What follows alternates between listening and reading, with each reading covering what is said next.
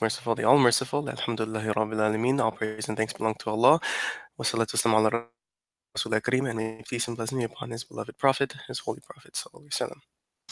So, where we last left off, your group was given the task to find a deserter from the guard.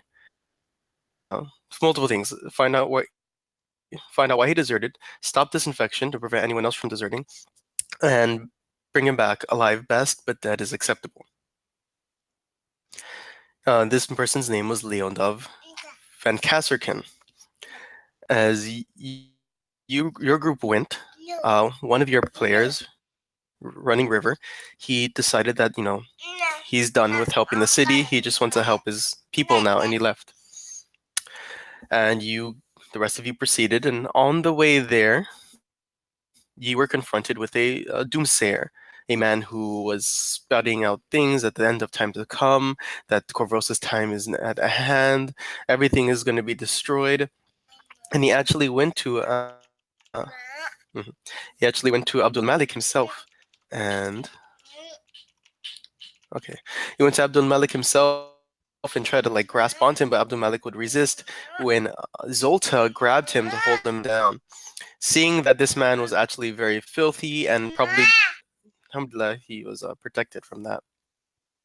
So you guys continued on to All the World's Meat, where you guys scouted out the area, and one of the customers came out, and you asked to check out what's in his bag. After some estimations and some good checks, you guys realize it's not normal meat. It's not beef. It's not goat. It's not lamb. It's not chicken. It's you can determine what it was exactly yet. So you encourage one other person to get you some of the meat so you could do more tests, and you found out that this was in fact humanoid meat. You guys waited till later in the night to see if you can catch these guys in the act, but none of them seemed to emerge. I just imagine those babblings, the background of the city. So you guys eventually snuck in and confronted some of the people, and after a very tense moment where you guys admitted that you knew their secret, they called for reinforcements, and there was a small fight that happened with the boiling vat of water dumped on some of you, and it was already a butchery shop, and now became more of a butchery shop. Um, mhm. And so one of them ended up being beheaded during the fight. The others went down, and one of them you knocked unconscious. After awakening the unconscious person, you spoke to him and confirmed that yes, they've been selling human meat. In fact, they've been doing a side business called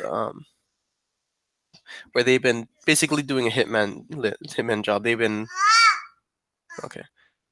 they yeah, there's a lot of screaming in the city. So I told you guys, it's bedlam, it's chaos, and I'm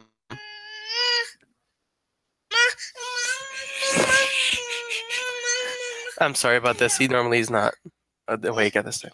Oh, okay. So, anyways, after you confirmed this, that they'd been doing some mercenary job, and he also said that Van Castle can do nothing of this. So when he took you to him, you confronted him, showed him the evidence, and obviously gave him a witness as to what was going on, and he immediately just gave up to be arrested. When he gave up and was ready to go with you guys heard a crashing sound downstairs as you left the prisoners in the care of Samu. Seems to be a running theme. It seems to be a running mistake. After hearing this crash, and Samu runs up saying that he made a mistake, you hear screeching sounds of something inhuman. You go downstairs and you find out that there was these reef claws.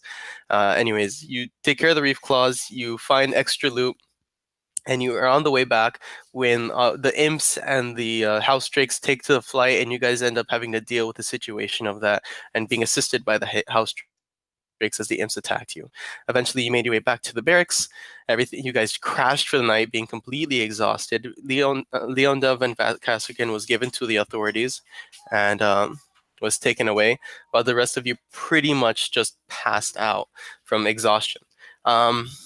I guess I'll have this right now. Why don't you guys roll a perception check? Okay.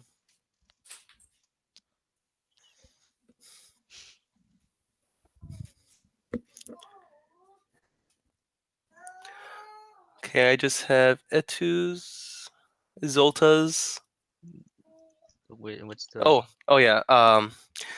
Abdul Malik's is a plus 10. And So let I me get guess I should Samuel's. email you his sheet, right, Yusuf? yeah,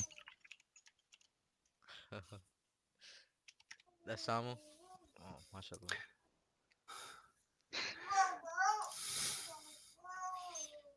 Okay. So, yeah, mashallah, Samuel.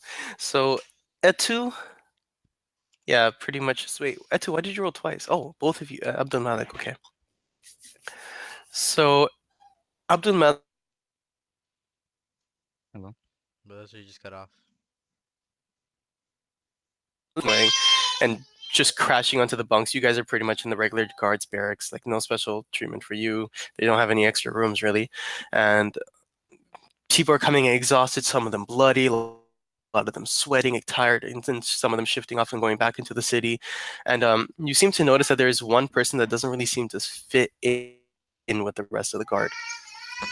Well, all of them seem to be in the standard uniform and everything. This person seems to be more in like a apprentice's clothing, not really full armor. Coming in, and as he lays down on his cot, you see him pulling out some fruits and eating it, and it seems to you can clearly see that he has long pointed ears and black hair, and he just almond shaped eyes. He doesn't seem like the rest of the guards. I mean, there are many races of guards. By many races, actually not many races. Mostly human, very few half elves. There's no elves or dwarves. There are some halflings in the Corvosan guard though, but this guy just doesn't seem to really stand fit in. And eventually he also tonight. You're just testing, Syed. Yeah, I was testing the command. So eventually, obviously it was too late to do anything. Uh, you are all woken up abruptly as guard Omak comes up to you, saying that Crestcroft is requesting your presence. And I don't know if you guys assume you just wake up groggily, rubbing your eyes, trying to get your bearings again. Felt like you almost got no rest, but as you can see, the morning light is coming up through the arrow slits of the citadel. Um, no, just looking at the light, it seems to be still morning.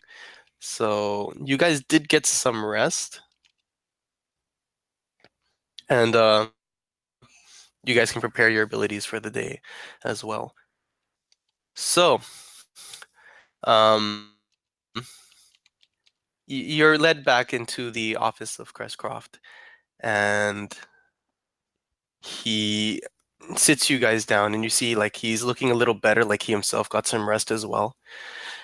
And he looks at you guys, and he starts nodding his head slowly.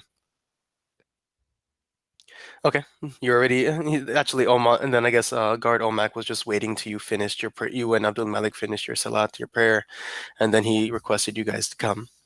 Anyways, you're sitting in front of Crestcroft, and he's slowly nodding his head, and he's looking at the like a paper in front of him, and he's reading it, and then he looks up at you guys. He's like, "Good job." Wait, Crestcroft is the guard, right? He's the commander, Yeah. so he looks up at you saying, "Good job." Did Leon Depp tell you um the series of events that led up to it? We've not been able to really interrogate him yet, but why don't you fill me in? First we made our way to all the worlds meet. And on the way we saw um some people leaving from there with some strange meat. One moment, Syed. Are you gonna give like the full details? No, but I'm like I'm just saying I'm just showing like how Okay. he I tell him how we met the guy Hmm. with the human Hmm. meat and we tested it. We found out it was human meat, and then Do you have a sample with you right now? no, but Okay. if he wants, he can ask the man, cause I remember I gave him my own rations, Hmm. and I was gonna tell him um afterwards if it was safe to eat. So I'm After not guessing. getting any information on him or his name or anything Not, else. okay, can I say I did? Okay. Inshallah. Okay. Okay. And I just I tell him where he is, Hmm. and then how we did a stakeout, and then entered in, and we beheaded one of them, and how they threw the boiling water at us. I basically narrated him The the whole entire story. story. Okay. So the entire time he's attentively listening to you with his hands on the desk, one hand on top of the other, just attentively listening to you, and every once and then punctuating with questions on like, um, just simple questions like, oh, what was this? What was that? How did you guys get in? Stuff like this. And you eventually narrate the entire story to him, and he nods and looks down, and then he looks back up at you guys, all of you, including you at two, and he says, "What do you think we should do with Leon Dove?" I believe he deserves a second chance. He did not know what was happening in the background. He still deserted the guard on his own free will. He left for noble, w- but he wanted to At feed the people, right? at this, you see Crest's face like kind of gets a little red flush, and his eyebrows furrow, and he's like, "For the greater good, Corvosa is falling apart, and he just wants to go off on his own like this. This is not the way." Anyways, and then he kind of sits back and he lets out a deep breath. He's like, "Anyways, what's done is done. Only thing we can do now is move on and try to fix the situation as best as we can. As for the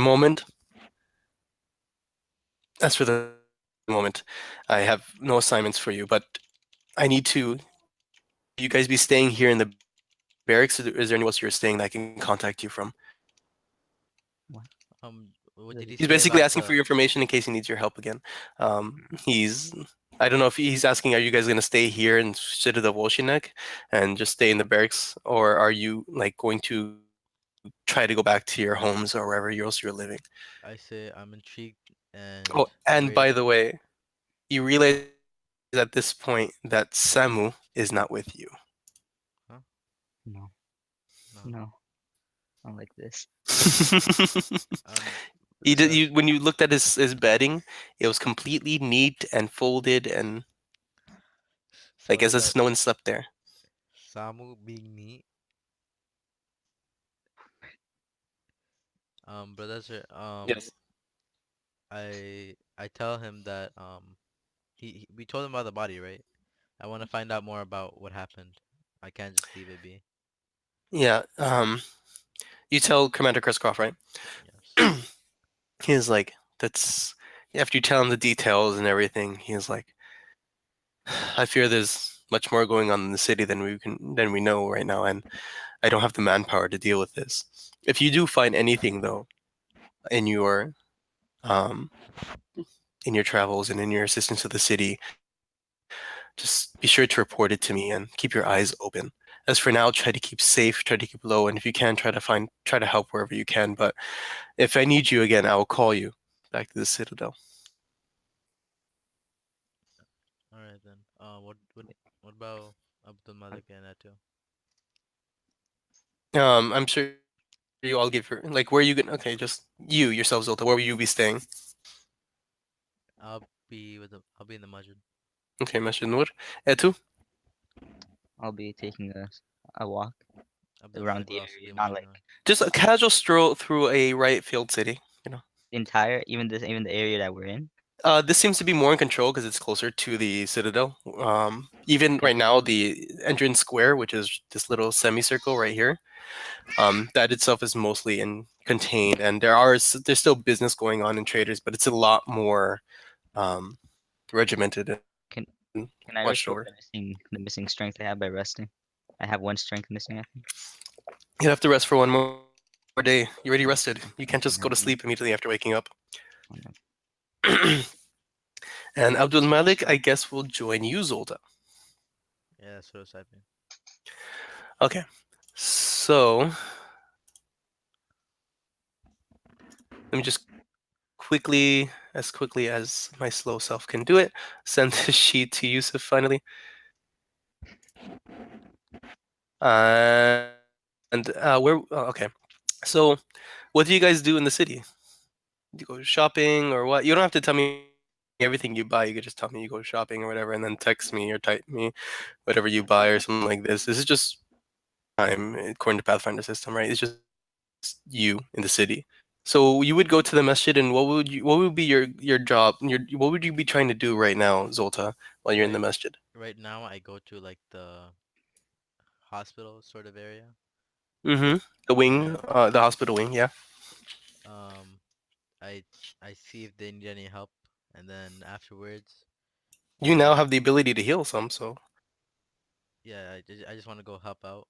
And how's the situation there right now, brother Azhar? it is still chaotic, but not as bad, right?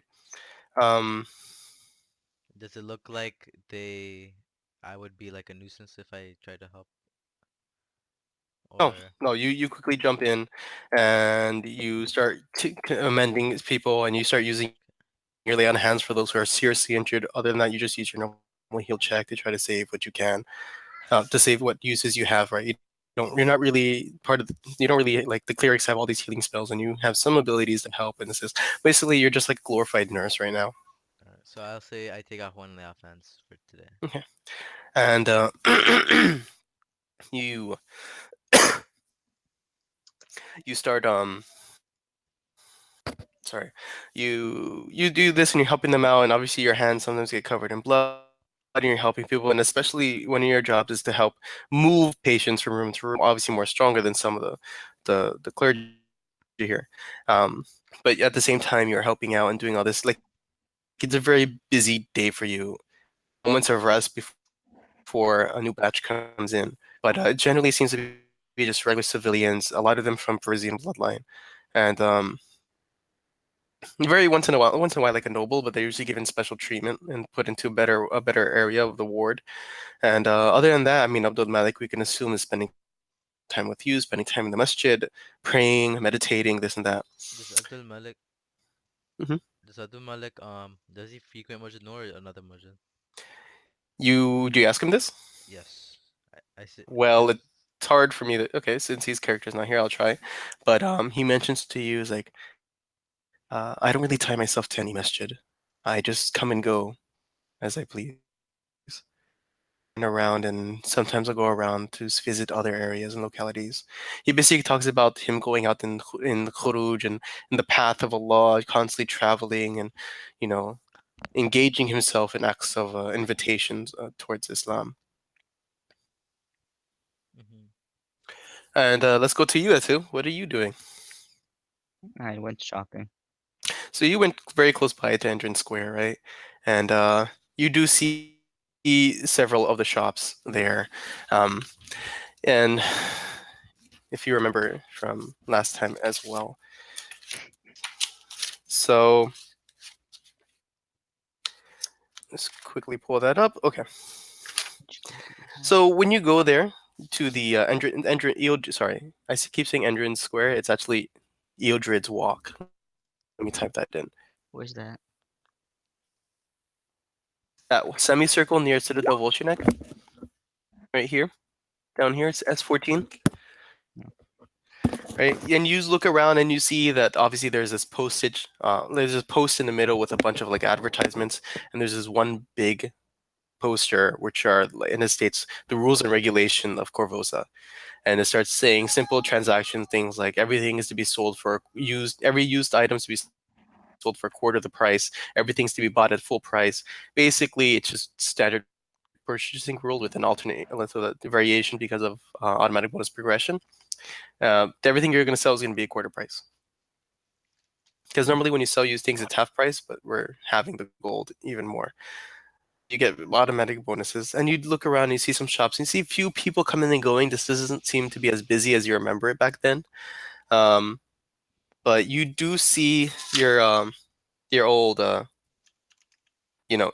the store you used to work at called Smoked Foods, and you can clearly hear your boss's loud voice yelling here and there as you hear things moving around. It seems that he's been busier since you've been gone.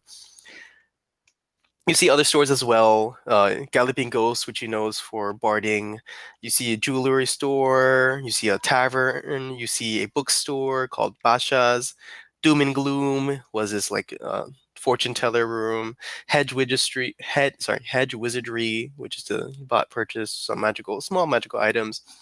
Many other shops. You see a fish shop. You see even a weapon shop called Pinking. I'm sorry, it's called Slicing Dicers. There's a barber shop, and you know the man to be a half orc, and you see him there cutting some people's hair himself. Called in the shop's called Pinking Shears. I mean, it's a standard market, but it doesn't seem to be as popular as it once was during these times.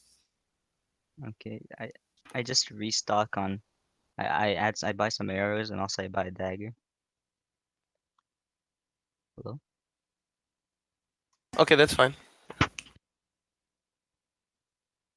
Alright. That's all I buy. Okay, so did you go alone, Etu, or Yeah, alone. okay? You didn't take any any the guardsmen with you or anything like this? Did they tell me that I should take someone with me? No, they didn't request it or anything. No, I didn't They're take just anybody wondering with if you me. okay. So you would go alone to the square. Do you meet your old boss again? Uh, yeah, I go in there, I try to get some. Wait, what happened? What did you do? Oh, let's see. Hello? Uh-huh. Yes. Yeah, I went in. Okay. Help So out you with go in something. and you clearly see your boss. Hold on.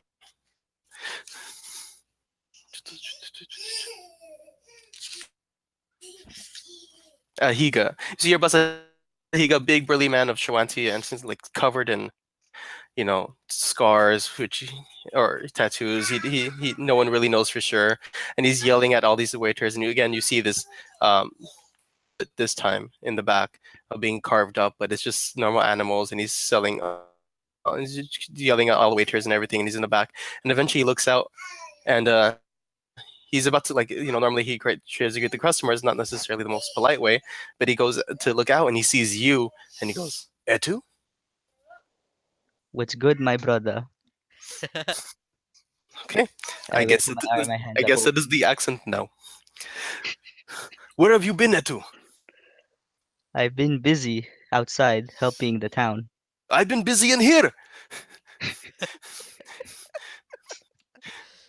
So you need some help? I've been needed help like days ago. Come. Okay, okay, okay. So I guess you're just doing this. Like he gets you to do some tasks and go around and everything, especially like carving up the big animals. And I'm sorry right now, guys, but I'm gonna have to take like a few minutes break. My son needs a change. So I will be right back. Okay. You Hmm. guys can interact with each other and everything, and maybe discuss more of what your characters do. It's okay. Assalamu alaikum. I'll be right back. Alaikum salam. So,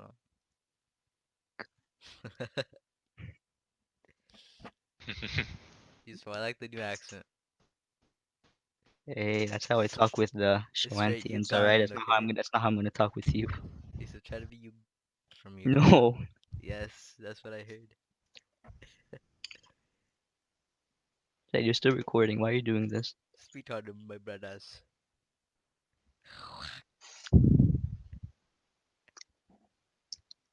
Mm. What have you been doing this whole time, James?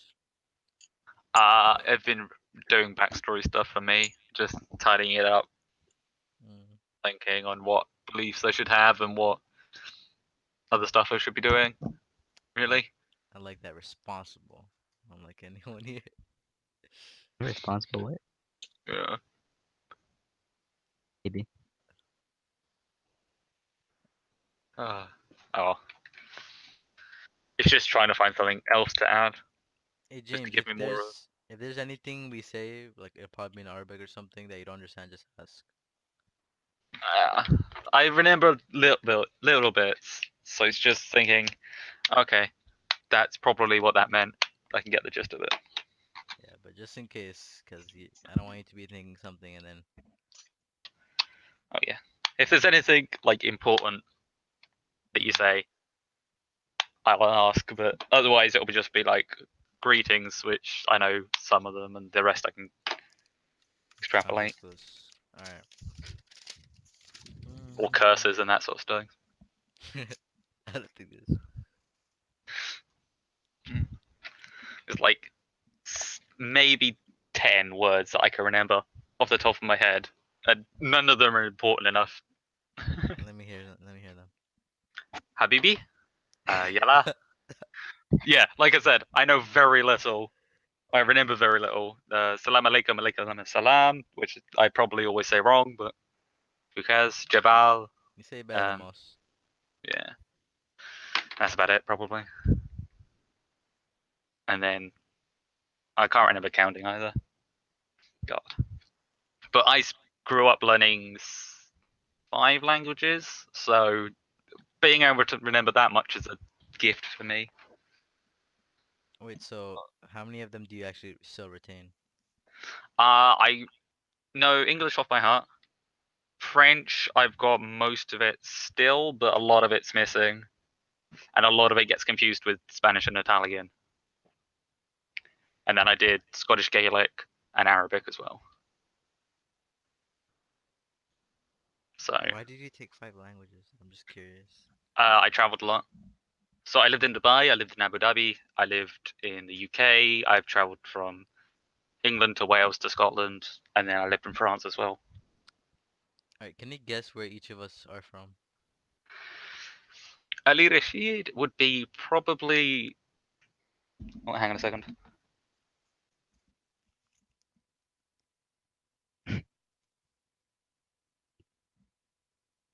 So what do you think he's gonna guess for you? What? What do you think he's gonna guess for you? What do you mean? He's gonna guess where we're from. What are you talking about? Have you been paying attention to the conversation? Not 100%. Okay, what Can did I just ask him? I don't know what you asked. Not even 1%. I Nope. know you're saying what he remembers, but what words he remembers. Alright, That just was like 5 minutes ago. Yeah. All right. Oh, Welcome back, guys. Um, welcome back to so you. so um, so yes. So eventually, um, a messenger a messenger comes to the masjid, and uh, like, okay, so we can say actually, no, never mind. That doesn't happen. Sorry about the messenger. I'm just collecting my thoughts. Okay, so at 2, eventually you notice it's getting dark.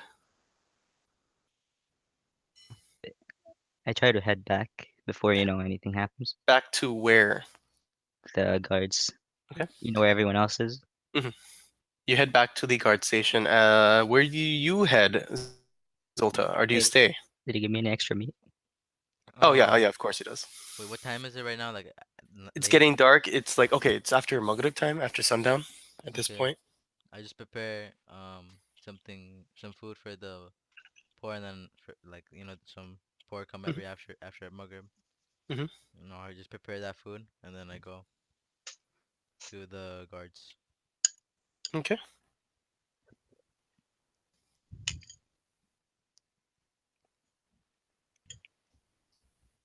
Okay, you have been added to the loot list, James.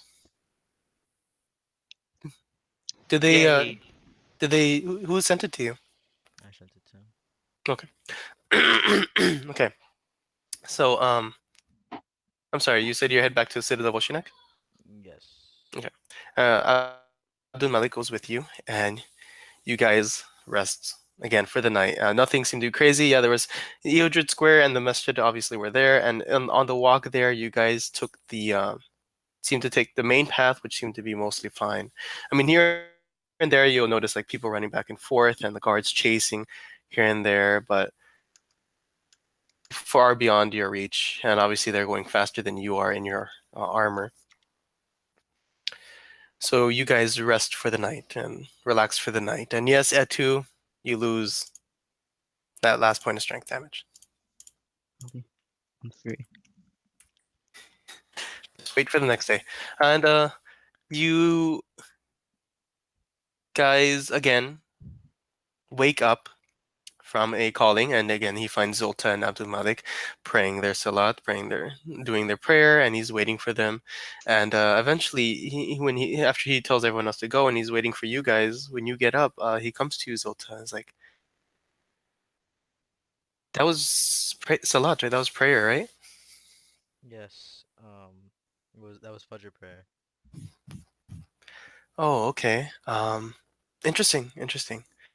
And he just like kind of like like looks like he's thinking about it for a moment, and then I he see. walks you towards Commander Crestcroft. I see this and I try to like ask if he's interested in Islam. It's like I know of it. I've heard of it, but uh, you know, it takes. I just he's just like kind of like stumbling for words now. I like I invite him to the masjid. Say like, oh, we can go anytime. I'll show you around. I'm very busy. I'm very Can busy I with my schedule right can I now. As roll you see, I'm pretty diplomacy? much. Go ahead. Bismillah. That's still Okay. pretty good. So he's like, I'll try. I'll try to fit it, and then especially if things get better. Um. Anyways, he leads you down to Commander Crestcroft, and all of you are coming together. And as you come inside, again, it's a normal office that you notice from Commander Crestcroft, and you notice that he's not alone. As he's sitting in his desk, he seems to be having like uh, a good humored discussion with you know a ch- uh, a charming man on the other side with whitish hair. In fact, sorry, something's in my throat. You guys see this handsome man sitting in the chair, and he's like leaning back with his feet even on the desk of Commander Crestcroft's desk. And as you guys come in, he puts his feet down, and he stands up, and he puts one hand behind his back, his left hand, and he kind of like does this, stands up respectfully towards you guys. And in fact, this is what he looks like. Actually, can everyone give me a knowledge local check to see if you recognize this person? I have none. Though. I just roll knowledge. You don't have knowledge local? Just roll intelligence check. All right, Zolta. Oh, I guess Abdul Malik. Abdul Malik, we can say that. Anyways, Abdul Malik wouldn't really know. He hasn't spent that much time in the city. But Etu, you do recognize this person as Vencarlo Orsini. Who is that? He is the owner and teacher of Orsini Academy, which is the very prestigious fencing and sword fighting school. Um, you know that he's been very outspoken towards some of the government actions and things like this, but he's always been shown to be like a gentleman and very charming man. No one really has anything bad to say about him, except maybe some of the nobles. And as you come in, he politely greets you guys. He's like, "Oh, these are the adventurers you were just talking about, right? The heroes." And Cress, he nods his head. He's like, "Yes, this is them." So he walks up to you guys and he goes to shake your hands. And he first goes to Etu and he holds out his hand. I put out my hand and Mhm. to shake his. He shakes it and it's a very firm grip. Like, and you can tell this man is very, like, he may look lean, but he's still pretty strong for his age. And it's a very strong grip. And he's like, "It's nice to see the Shawanti working with the Gervos and guards." And he goes to Zolta and he goes to shake your hand. Okay, my grip is. I have shaken so many hands from Assalamu alaikum. My grip is greater than his. Can I say that, brother, sir? Okay, you do a very strong grip to him as well. It's like, "Oh, very strong. May you stay strong in your faith as well, Zolta." and he shakes Abdul Malik's hand, and he points towards the seats. He's like, please, please, sit down. And Commander Kreskov himself is like, yes, take a seat. We have to discuss something. Where's Samu? Samu left. Were you not paying attention? Yeah, he disappeared though. He didn't say where he went. I said he disappeared. You guys didn't say anything else. Okay.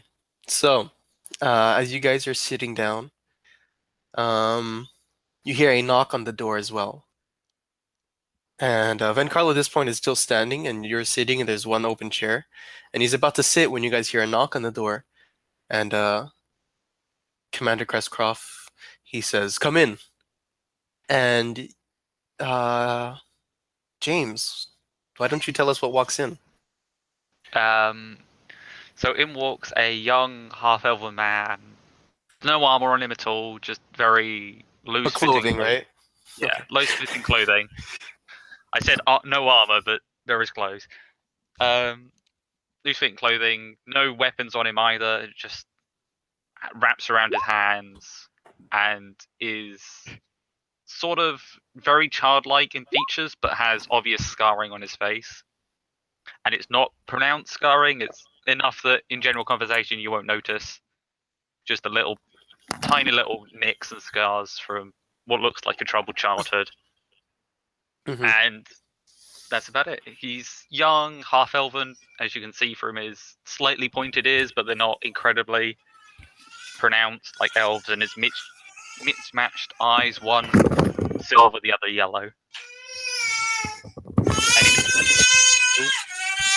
Sorry. What did you do with it? Yeah, that crying was from outside. There's a cry outside. It seemed like something happened. So, do you take a seat, Elgin?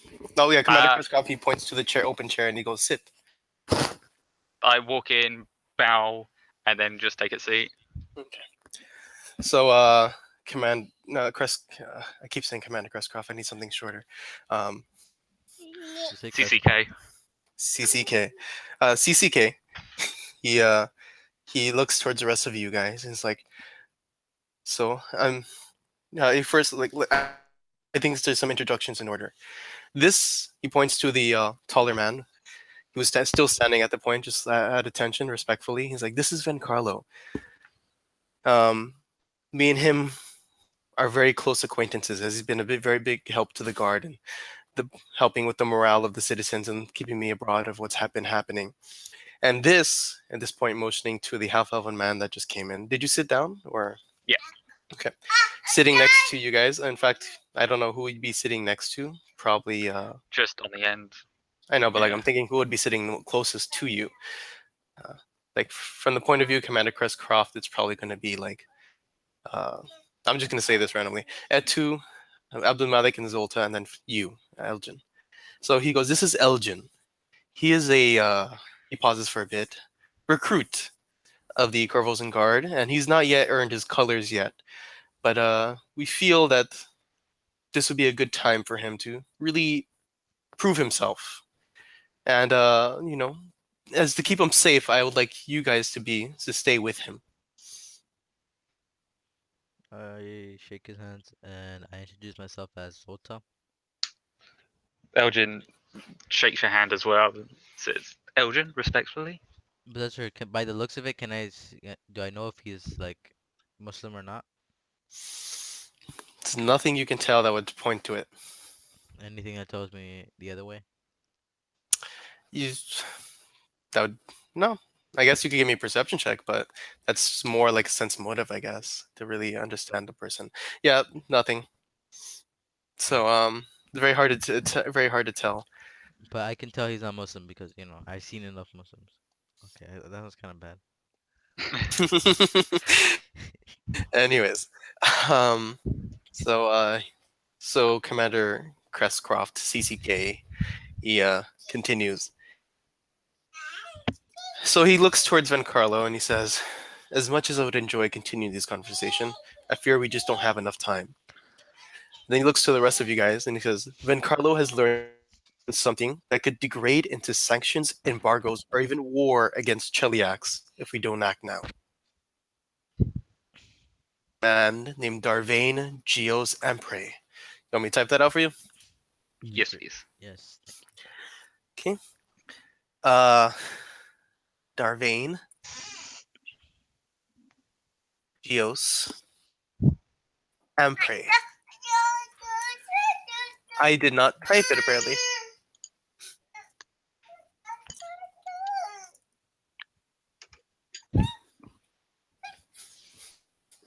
And so he continues on.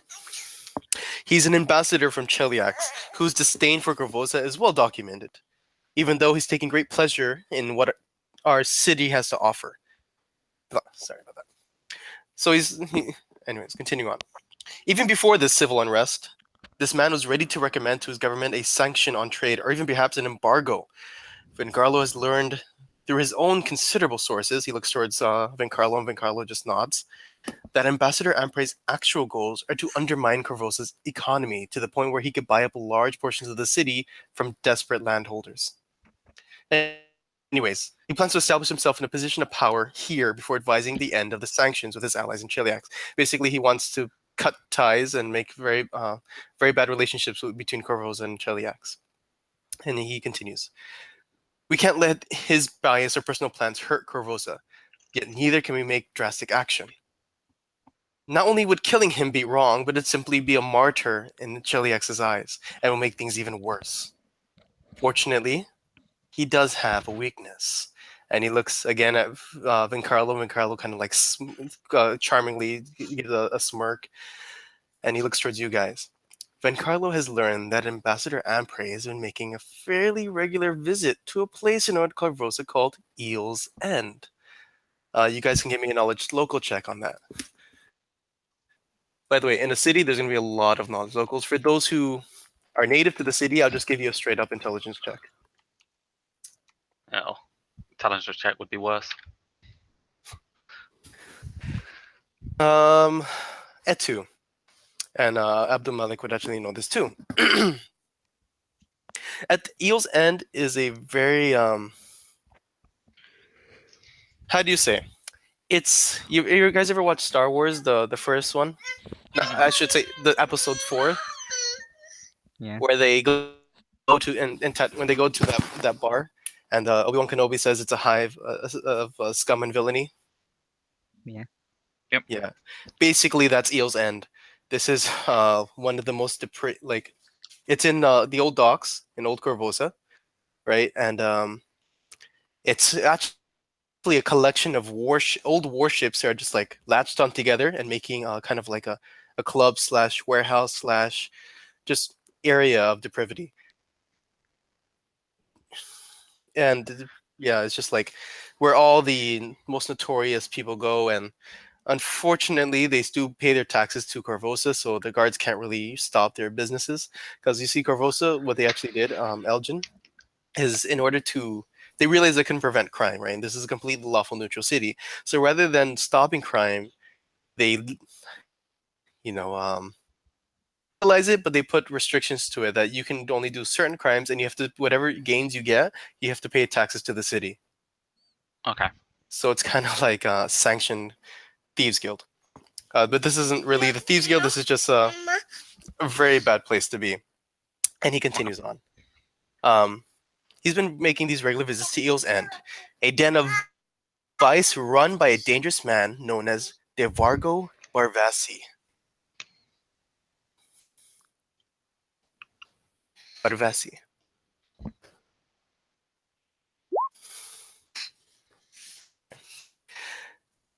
Better known in Corvosa's alleys as the King of Spiders. Like, look down and at that statement. And he looks up again and is like, I'd love to put Devargo out of business. But he pays his taxes regularly and never causes any problems. In fact, since he keeps his business constrained entirely within those 5 chips more that Eel's End, he's actually one of the least of my worries. Truth be told, I can't decide whether Devargo is a sturge disturbed are like those mosquitoes, those giant mosquitoes, and you guys know what a kraken is. Mm. He seems to be like a blood-sucking pest most days, but sometimes I fear just how far his tentacles have wormed their way into our great city. In this case, though, his insidious web stretched across Corvosa's underworld might be to our advantage. You see, DeVargo would never let someone he recognizes as an would never let someone he recognizes as an ally of the guard into Eel's End. But your group's a different case. I'd like you to pay a visit to Eel's End and secure an audience with DeVargo. Find out what he knows about Ampre, get proof of any illicit going ons and the ambassador might be involved with, and bring that proof back to me. I can use it to undermine any forthcoming attempts by him to get Chelex to cut us off. DeVargo may not be willing to part with his information easily. I'll supply you with some gold to bribe him, and whatever's left over you can keep for yourselves. Remember, DeVargo is extremely dangerous, but so are you. If things get violent, I won't mourn his passing. At this point, he pulls out from underneath his desk a small pouch that clinks with metallically, and he puts it onto the desk itself and pushes over to you guys. If someone was here, I would not give it to him.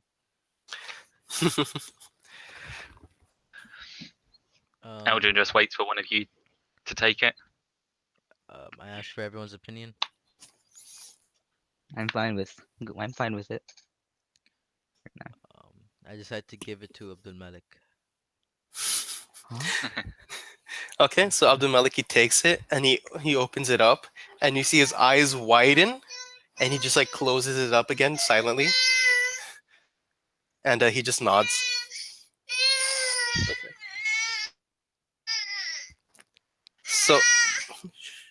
So Commander Crestcroft is like, are you guys prepared to go immediately? Yes, Captain. Yes. Yes. Commander, not Captain. Oh, Commander. So it's a very different rank in the guard. Yeah. So, but obviously you said the commander. You didn't say captain. Yeah. So he says. So he starts getting out a piece of paper and he starts writing out the address. And just one moment. I'm so sorry, guys.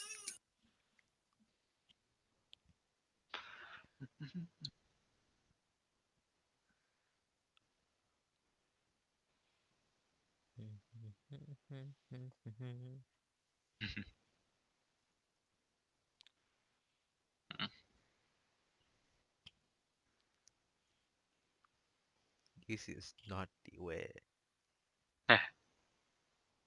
Okay, sorry about that. He's now with his mother. Inshallah, he'll be fine. Are you guys still there? Yes. Okay. Well, that was creepy. So he's writing out this piece of paper and he's telling you guys it's in Old Corvosa by the old docks, which you know to be the east side of Old Corvosa, the island. And at that point, Vencarlo, he kind of steps up and he holds out a hand, is like, if I may. And Commander, he looks towards him. He's like, yes. And he says, you see, I was heading back to my academy in Old Corvosa anyways. I'd love to escort the PCs as far as Old Corvosa whenever they're ready. And he looks towards you guys and he smiles. We already said we're ready. No.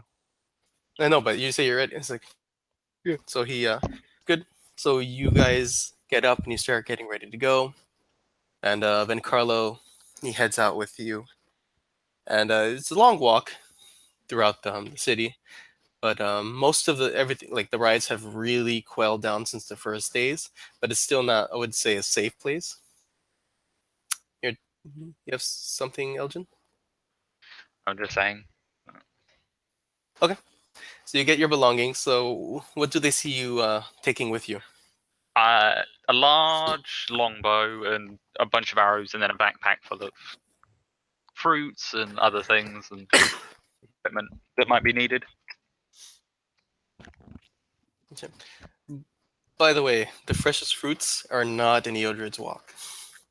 Yeah. Yeah, they're in that other location we discussed. So probably be from South Shore. And so you Yeah. guys start heading up through town, and Seems very quiet, and you see Event Carlo. He actually seems to be leading the way, even though many of you think know your way towards Old Corvosa. You see him. He's like, "Let's take this." He'll point you guys to take certain alleyways and certain paths, and surprisingly, you guys seem to be mostly unmolested. As you watch Event Carlo, he seems to be a man who really knows his way around the city, right? And he starts talking to you guys, and he turns towards, I guess, let's roll a d4. Talk to myself without the Malik. Da-da-da-da. Yes, Elgin. He turns to you and he says, "So, I can't help but notice you're a half elf," and he kind of like chuckles at that.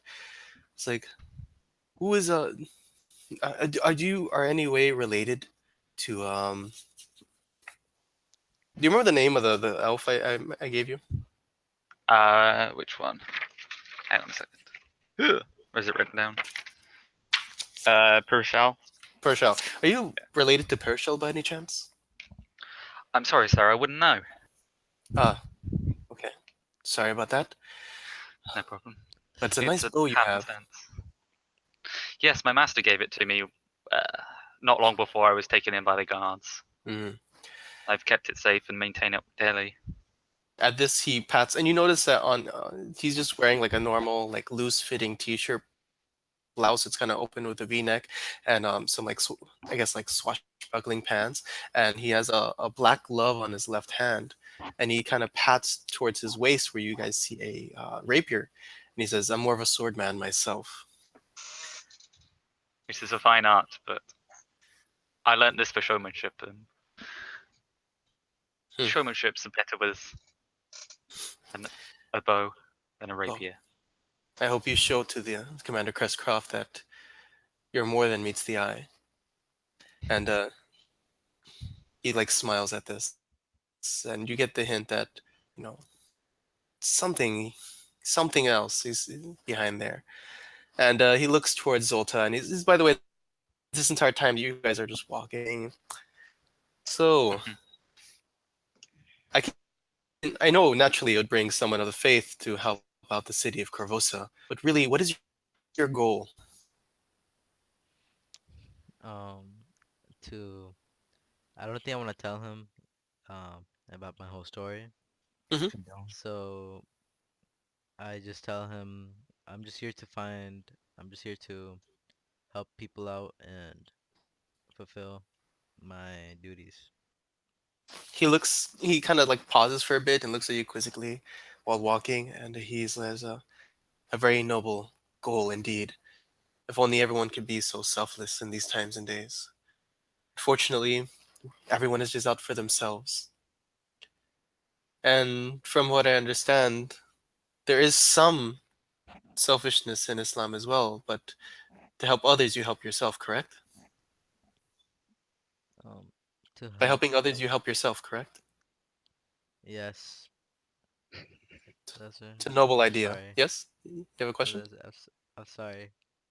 I'm Okay. trying to say that. It's a noble idea. And he continues walking. And he says, and then he turns to you, Etu, and in Shoanti, he says, "May the dawn always come upon you in good faith, in goodwill." I just give him a slight nod so that what is it? Is that a Shranti saying? So, anyways, he's still continuing, and he turns back. He's like to the others, "I'm sorry about that. Let me speak in a common tongue." What is it? And he, huh? I was about to say, do I understand Shanti? But I just realized I don't. So he then continues on and is like, "So, what is the Shawanti's opinion of these happenstances?" You saying to me? Yeah, he's talking to you. That makes sense. It's me. Tell him I haven't spoken with them much about it, but to me, it just seems like another conflict that'll be resolved soon. Yes, your people are used to conflict, aren't you? I don't mean any insult by that, of course. I just know your people have had many hard times, and he looks at the city. He's like, Corvosa being established here was a big one.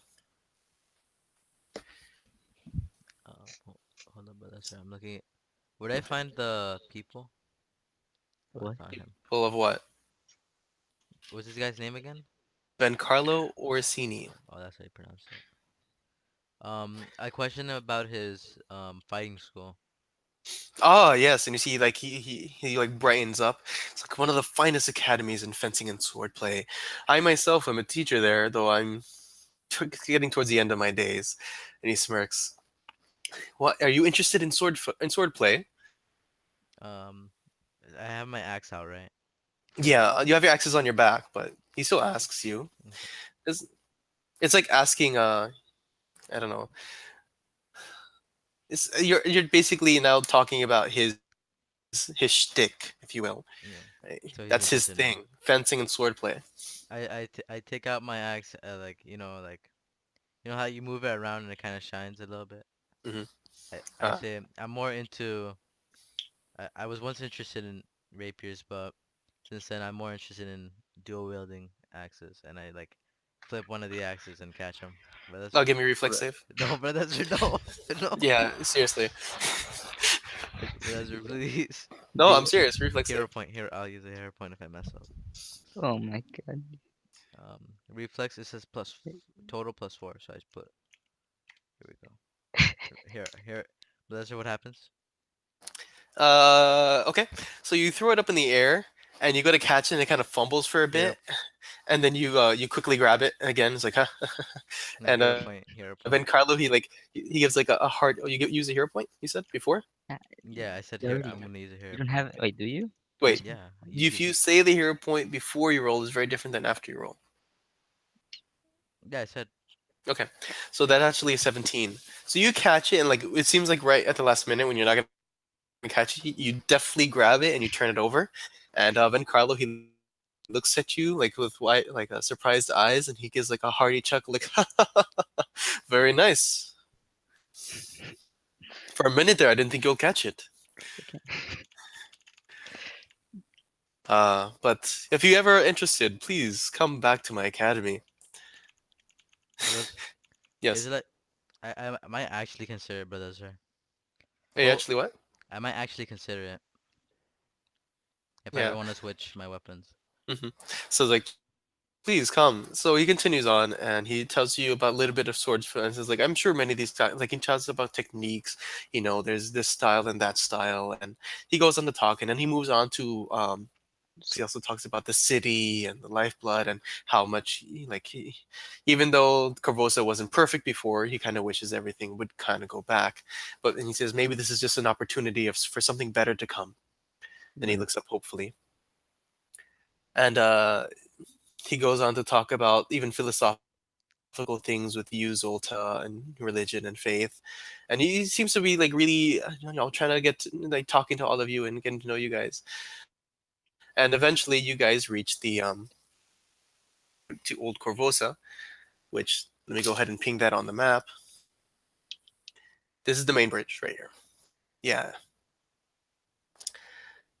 So as you guys come up, out of the towards the bridge, he turns towards you guys and he says to you, "Well, that was quite a pleasure in discussing with you, and I hope we get more opportunities to talk together. I will be heading west now to my academy." And he points towards this overlooking hill with a curtain wall over here, and he says, behind that wall is my academy." I wish you good day.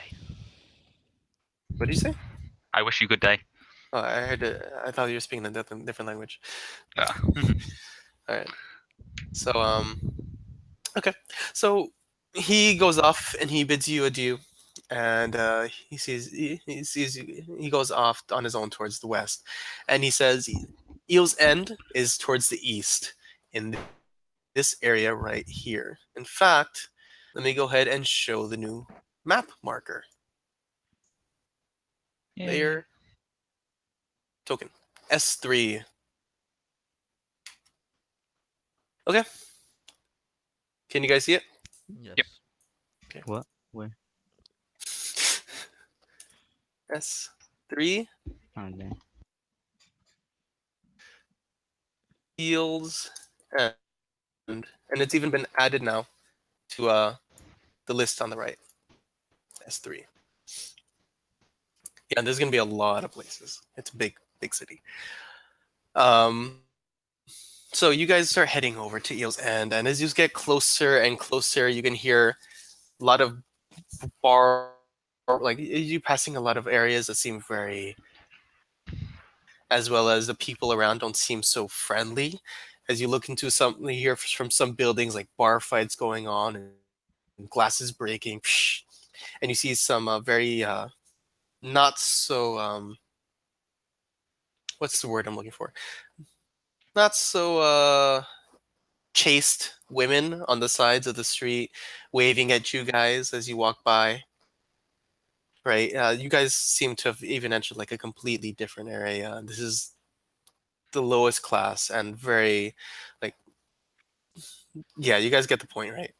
Mm-hmm. Yes. Um, Elgin, you have come here a few times while you were in the guard, and you do recognize some of the streets and everything.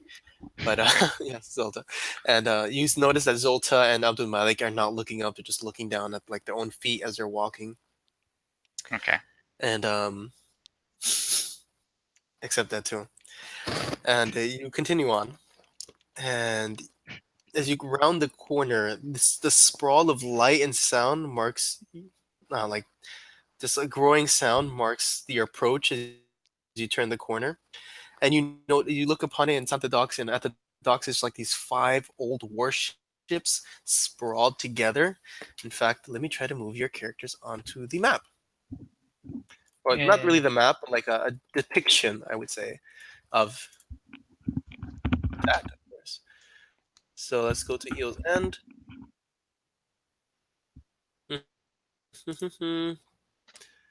And now to bring you guys over. Ew, there we go.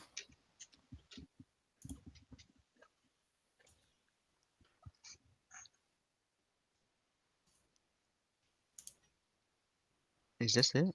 Wait, can you guys see anything? Yeah. What Yes. can you see? Bunch of Boats. yeah boats. We're on The a raft, ships. boardwalk, and there's boats. Yeah, for some reason, it said you can. I don't know. For Abdul Malik, it says he can't see anything. Oh, maybe Who looking might at the wrong that guy. be? Okay. This is actually not to scale. You can see though, right, Zolta? Mhm. This is not the scale, by the way. Um, Obviously, warships would be much bigger. Unfortunately, it was part of another map that I had to put to scale. So actually, this boardwalk itself is like 15 feet wide. So 3 of you could walk abreast. Actually, it's 20 feet wide, so 4 of you could walk abreast across. I'm swimming. Obviously not. This is just a rough representation of where you guys are, and you, Elgin, would know that the main ship, or well, Devargo, the king of spiders, could be found, is in the largest warship at the end of the pier. Right. So the pier itself is 70 feet long, and actually, I was mistaken. It's 30 feet wide. So you guys see these all these ships, and as you're walking through, you see the names of some of these ships as well. Some of them are things like, okay, so some of them are the names like the Twin Tigers with a little caption saying "Take the tiger by the tail and try your luck." That was on the right side. On the left side of you, you see one saying "Golden Hawk," "No safer stay in Old Corvosa." The one behind that was called Dragon's Breath Corridor. Dream of the Dragon's Breath at affordable prices. The one all the way in the back, next to the main ship, saying House of Clouds, the caress of our lovelies will take you straight to heaven. And the largest ship, with a single, simple sign compared to the others, saying Eel's End. The sound of like partying and carousing and all these things booms from all these barges, right? And the only thing connecting these boats are like these short rope bridges or gangplanks. And you guys move closer and you see people coming and going from the shops, especially from like Dragon's Breath, you see as the door opens, you see smoke coming out, and you see like a few guys coming out with like wide red eyes, just like seem to be not fully there, and all these things. And you hear women hooting in the house of clouds, and you just hear all these noises of depravity and things like this.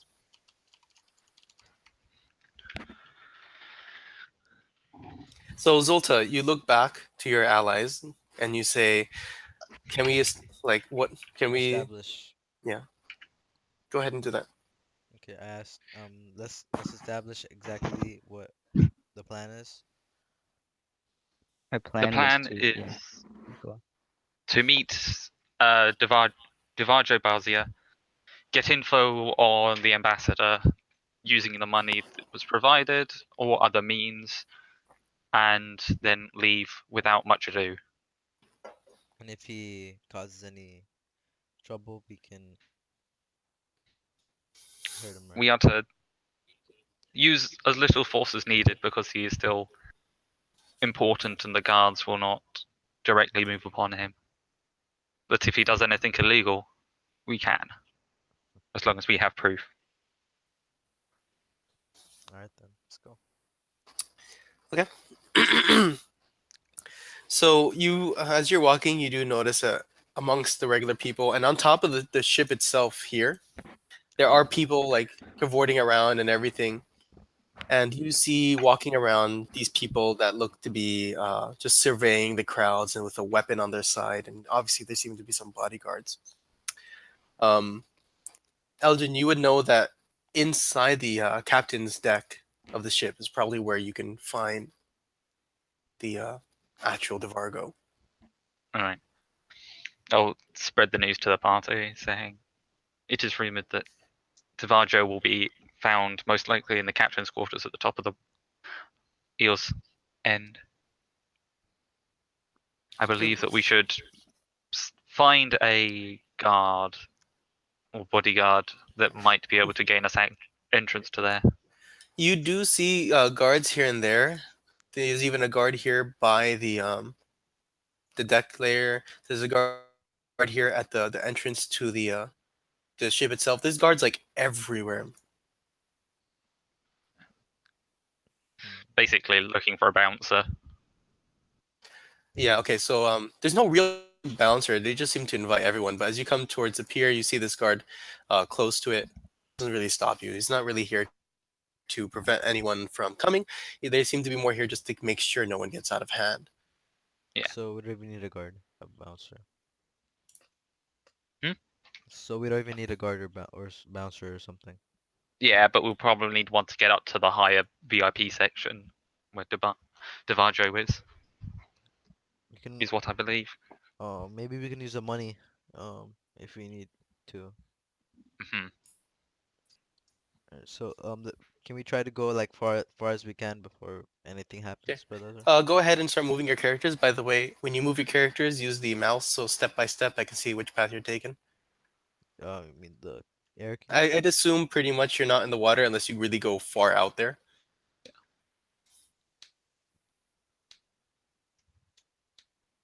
I'll move Abdul Malik at two. Right, so you guys start making your way, and you start having to push through crowds now, especially Atu and Zol, all of you guys, as you come onto the main ship, Eel's End, and start pushing through the crowd, and you see eventually some woman comes up to you, Zolta, with some holding a cup in her hand. It's like, would you care for a dance? I just look away and I just say no. Aw, poor sport. She goes off to find another guy, and you hear her say, "Would you care for a dance?" And Poor it's just spot. so it continues on. You guys make your way through, and you can see that there's all this stuff. Pulls his hair down lower to cover his face. Okay. So no one really seems to pay attention to you, even the guards. You guys, let me just straight up say this: you guys are like not the only ones with weapons. So That's good though. yeah, there's nothing special about you guys, and none of you are really wearing guard colors or heraldry. Um, you know, they don't seem to have any problem with that. Are you gonna say "begone thought"? Oh no, he knows the meme. No. Anyways, you ended up going towards the back where the main door is, and at that point, you do get stopped.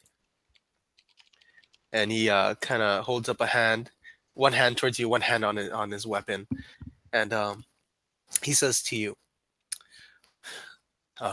he turns to you, he's like, "What are you guys doing? Everyone knows the party's over there."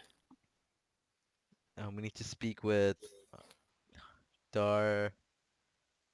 Oh no, Devargo. Mashallah. Devargo. Devaga Bavasa. Oh, Mufasa? Darvania was the other guy. Mufasa. Devaga Baraspa. I can't say it properly from what I've written Barvasi. down. Barvasi. Mm. So he nods his head. Right. Oh wait. Oh, my headphone got stuck. That's right.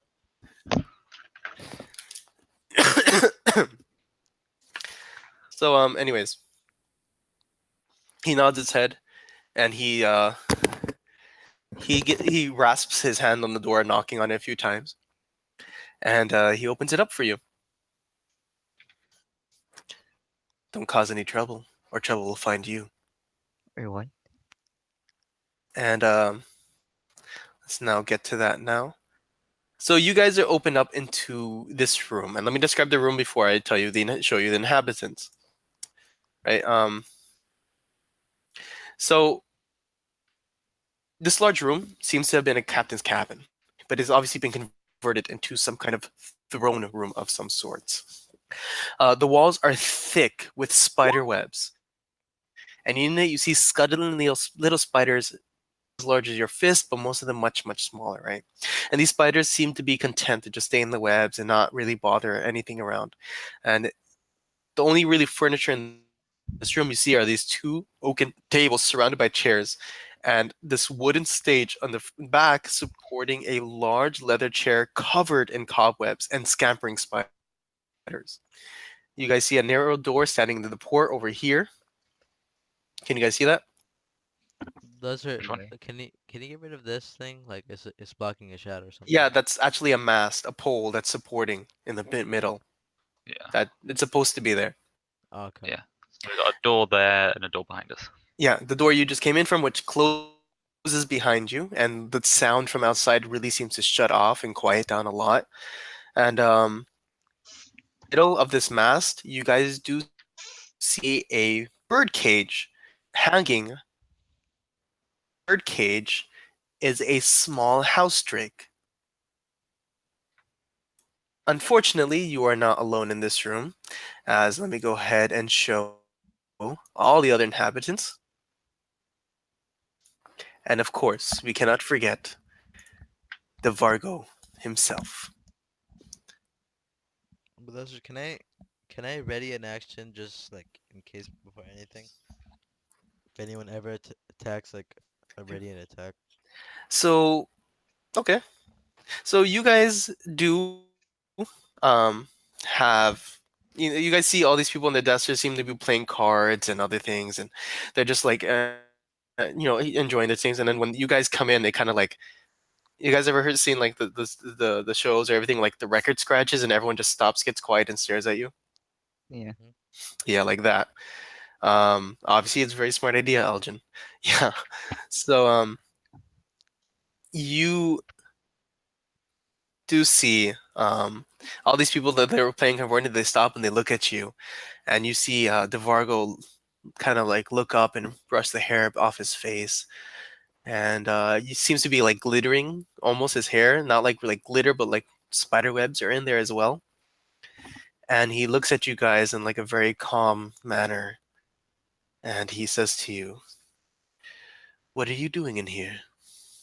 Wizard, can I like signal with my hands like I wave it like not wave like signal the other guys to go back to doing whatever they're doing. Yes, I do, 'cause you You wave at them, and they keep staring at you. Okay, okay. I walk up to Uh, Vargo. you think do you guys want to? I mean, and Can we walk? you see him as he is. His black leather armor with a steel spider-shaped baldric across it, chains crisscrossing his chest, and you see these gauntlets fixed on his hands with a blade sticking out. and they seem to be glistening. And now and then you see like spiders going over his skin and everything and walking like one comes out from his collar, the clothes of the collar, walks around towards like his hair and scuttles inside his hair. My character shudders a little bit. And you see this little and pretty much the only thing kind of like making noise is this whimpering house drake in the bird cage. Oh my god. So again he speaks up. Why are you here? Zelda, you're the Amir. We're here to negotiate, and Abdul Malik has a gold.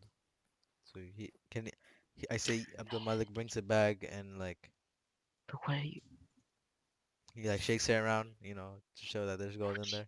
private? Yousef, if you're just gonna sit there like under your breath, just say something. Just say it. Yusuf, Yes. I you have wasn't something. saying. Your character has something to say? No, I just said that you're the Amir to Zolta before he walked up to talk.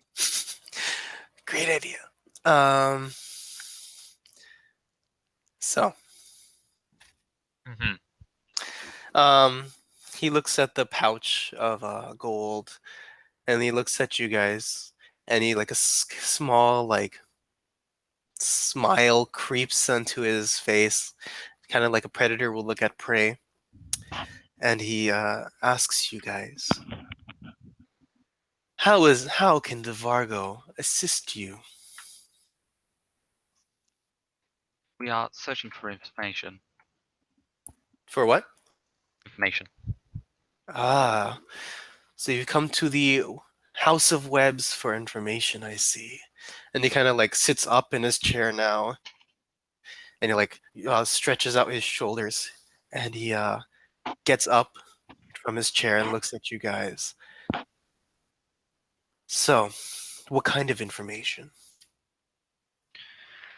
We are looking for information upon a certain individual that we know frequents this area. What is the name of this man? Divaj Dios Ampere, however you say it. I'm not good with names. It's okay. He That one. so he's like, oh, Ampre, I see. And he kind of like looks looks lost in thought for a bit, and he just like chuckles to himself. It's like, yes. I have a quite a good arrangement with that man. For Arrangement. me? Yeah. Oh, yes. Of course. I have many arrangements all throughout the city, but what kind of information on this man are you looking for? Just information that might not benefit him if the guards were to know or to be informed. You have to be You a see. little more frank with me. I'm sorry. Information to blackmail him. Ah. It's quite strange. Why would you guys want to blackmail him? That's information for us. But you want my information as well. Yes, and Yeah. we shall. We have something else for that. The gold. Huh. He sits back down. Is why should I give you this information? For the pay, of course. You see, if I give you this information, I'll lose quite a bit. Quite a bit. I would have to have some kind of compensance for this. Let's say, hmm. How about you guys give me a diplomacy check so we can see how this is. What's Abdul Malik's diplomacy? When he's not talking. Oh, no need. You guys can assist him. Yeah, I'm mine's not gonna that good. bother. Abdul Malik has a +9, I think. So go ahead and roll Abdul Malik's. +0. Mhm. Why am I rolling well on anything that's not combat? Yeah, but you didn't roll your character either, had to. Oh, that's right. Yes. Yes. Okay. By the way, when you guys are assisting him, every time you failed, you see a small frown appear on his face. Yeah, he You showed would me actually, nothing. you actually do take penalties for failing the assist. He tricked me. Yeah. Yeah, I did. So, anyways, he looks at you guys and he says this. Huh. Technically, you have a 25 diplomacy because it was minus +2 for the for the assist, -2 for the fails. Each one. Yeah. Do this. A little bit of math Yeah, here. that's 24.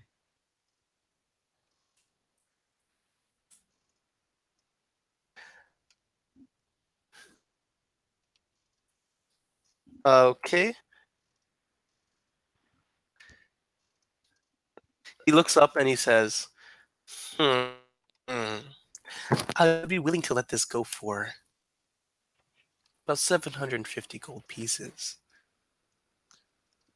How much did we get You from the look into bag? the bag. Did you never looked inside the bag? So I guess Automatic, dude. Yeah. he whispers into your ear, and he says, "We have 1,000." And then he sees Devargo looking at you guys. He says, "If 750 is too much, you can always play a game of Knivesies." And at this, you see all the other guys around you start smiling and smirking, and some of them are like, playfully punching each other, and they start laughing like, Can I do a knowledge local to find out what game that is? Yeah. "Yes, you Would I may." know it? Go ahead, give me knowledge local as well. Why? Like, look. Look at Oh that. god. He's an expert at it. Okay. All right. So, at two, especially, and even Elgin, um, I've heard of this game called Knivesies. As for you, Zolta, no. The game of Knivesies is simple, but it's not easy. The point of it is two contestants stand on top of the opposite end of a desk. Their right hands are behind their backs, tied up, and they have a pouch on their waist, and there's a dagger on the tabletop between them both. At the count of 10, yeah, the other count of 10, people start throwing like gold coins onto the desk, and the point of the game is to see either who first or who collects the most coins. Who, what first? Basically, you're disqualified if you fall off the desk, and the goal is to collect as many points as possible. Yeah, I It's kind of want to. not, so you're basically fighting with your, for if you're right-handed, your main hand behind your back. So is it a battle of Or the reflex saves? it's a being quick can help, but you don't know this, Ulta. Can I just say that I'm left-handed and not tell them? No, it's too late to say you're left-handed. Okay, I never established what hand Are I'm you in. ambidextrous? Okay, roll a d10. On a roll of 1, you're left-handed. Huh? No. What about the ambidextrous? On a roll of 2, you're ambidextrous. Bismillah. No. Uh, I did roll 3, 1.5. So, I kind of want to anyways, do it. so he says, "Are you guys up for a little game? Want to play a little game?" Well, how's the saw guy go? Want to play a Wanna game? play a game? Yeah. So he It says sounds that to you fun. guys. It sounds fun. Okay, what You do say you? that it sounds fun. Yeah, Elgin can do it probably. yeah. So I like pull back my sleeve, like one of those I'm people. It Zolta's sounds fun. thinking that. Continue, Yousef. No, I just said that it sounds fun as I pull back my, like with those people that pull back their sleeves, kind of. hmm Okay. So he smiles at this and he laughs. He's like, by the way, yes, I do indeed have the information you're looking for. It's some love letters from the ambassador to a certain person that would ruin his reputation. I've been using it to blackmail him. They've been giving me plenty of income. But, yes. So, let's play a game. At this point, you see the guys clear out of the way and they get off the tables. Completely off. And they start pointing towards the table on your left. At this point, you hear the house drink whimpering even more, and there seems to be like also surrounding you. And you see one of the thugs gets up onto the desk, and I'll go first. he puts a dagger onto the table, stabs it in as hard as he can, and steps to one side. So Can I do a study Guys, target I with? still don't know what this game is. okay, All right, so you jump on the table, 2 Mhm. people with the dagger in the middle. People throw coins onto it. You have to, with your right hand behind, your dominant hand behind your back, pick up the coins, put them in your pouch.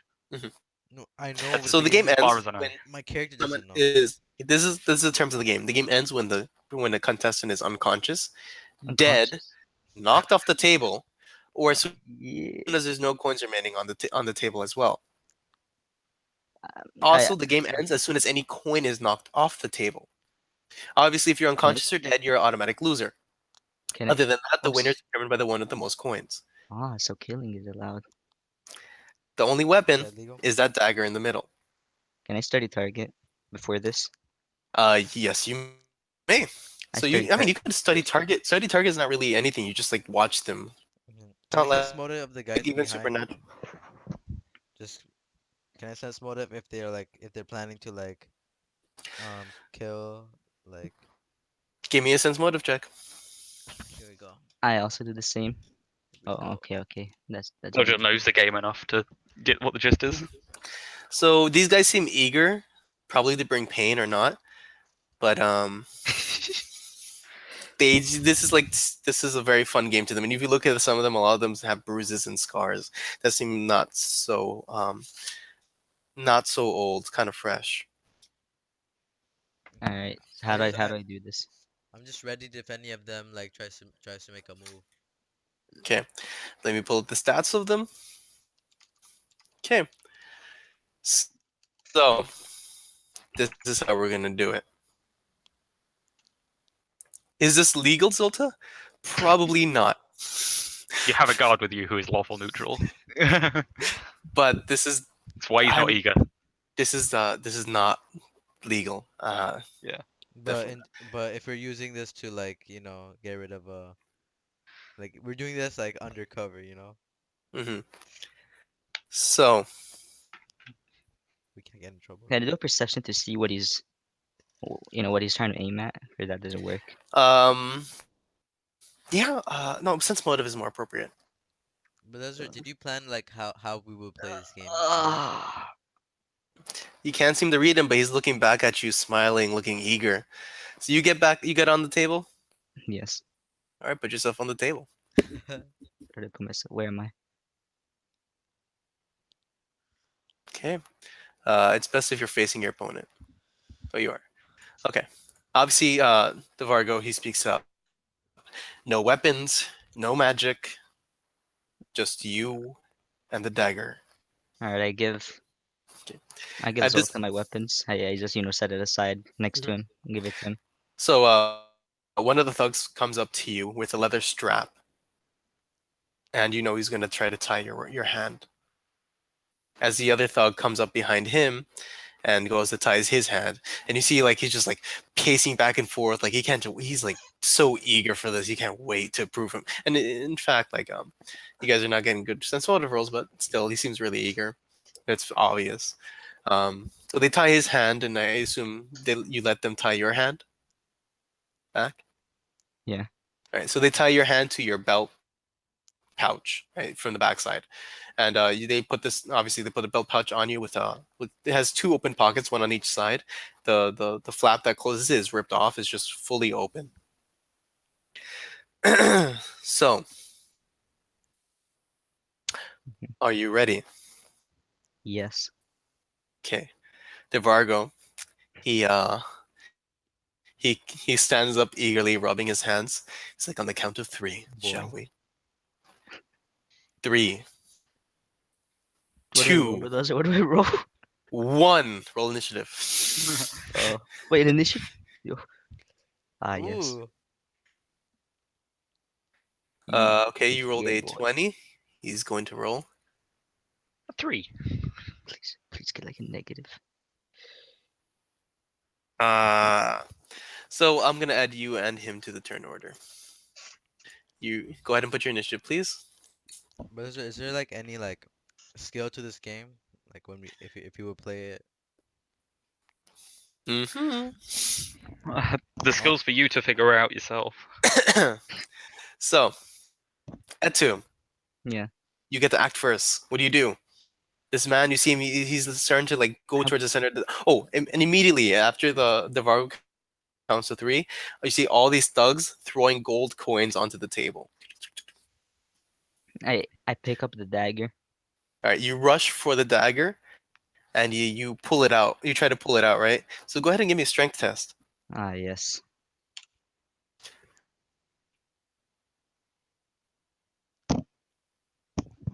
Wait, what's my strength? Wait, where is it? I get a +1. You don't get a plus one from us, Oh, God. from the thing. But anyways, he didn't stick it in there very hard. So it's called Knivesies. Knifesies. Let me type it in. I've sees. I need to write Yeah. notes. Knifesies. I don't think I need to write notes for this. So you go ahead and you reach for it. So you're that's your movement action to pick up a weapon from the floor, I believe. Anyways, Yeah. it was stuck in there. I'll say that this was your full round action just to pull that out because he had to really jump towards the dagger and then grab it and pull it out before he can act. Okay. Right. So you now have a dagger in your left hand. You're just gonna take, since it's not your proficient hand, you're just gonna take a penalty on your strength, not necessarily your to hit. So you're gonna take it's gonna be 0.5 strength for damage. Anyways, his turn. Obviously, he sees you with the knife. Um, by the way, let me roll how many gold coins are on that table, shall we?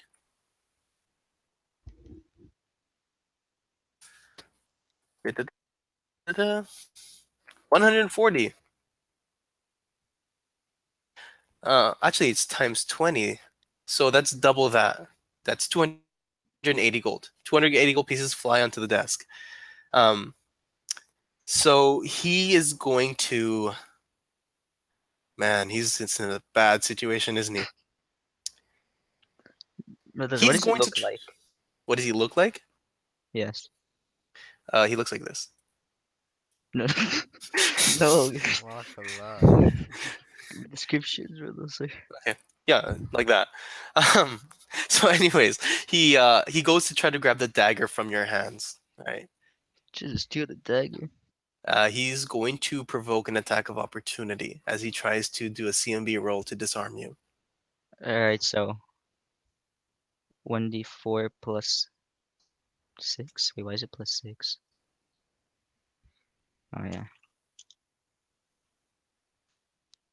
Wait, Go wait. ahead. Give me quick. That's to hit. Oh, that's a damage. Oh my god. Where's the roll? Doesn't say. It's not going to be plus 6 damage. You're holding a one-handed weapon and it's half your strength. So your strength is 3. It's only going to be Okay, so d4 that's plus plus 2. 5. Plus 5 to hit. That's 3 damage. All right, go ahead. Roll. Oh my god, plus 1. Yep, you swing and a miss, and he goes ahead and grabs your hands, trying to wrestling that thing from it, and he fails as you guys are just grappling on the top of this desk, and you guys are watching, and you see these two, like at it at each other. Go ahead, it's your turn again at two, as he fails to wrestle it from your hands. That's gonna Ni- definitely hit him. 9 for the throat. All right, then you're gonna take a penalty. Wait, no. So Go I ahead. take It's just a D4 plus one. plus 1. Oh my god. Yeah, it's not that much damage. Plus 1 You from do the target, from the study target, so 4. Okay, so go ahead. So you take goes and you stab into him. He cries out in pain. Ah! At this point, he's just going to try to push you off the desk. Why do I feel like that's easier? Hmm? So go Mm, ahead and he's gonna provoke as he has no weapon. He's unarmed. +1. Again, it's a miss as he goes to push you off. And what's your CMD? Oh my god, 17. 17. He bull rushes you off the desk as you fly down and crash on the floor, and all of the thugs start laughing and cracking up as you see the guy on top is just like raising up his left hand in triumph. He's like, yeah! What about the blood coming out of his chest? Yeah, he's not bleeding, but he did get cut. Um, Oh my god. so you hear Devargo laughing. uh, sorry. I thought we were all playing. Oh, you are. Wait, yo. Abdul Malik wouldn't agree to playing. Okay. Yeah, I don't think Abdul Malik would be playing at this. At this point, you see Devargo. He gets he happy. He's like, "Is there anyone? Who's next?" I'm just having a quick look on something. But that's, I thought like because You can see I'm upset as I pick up all my stuff back. Kind of yeah, just throw the but, dagger back. but this is illegal. I don't think I should play.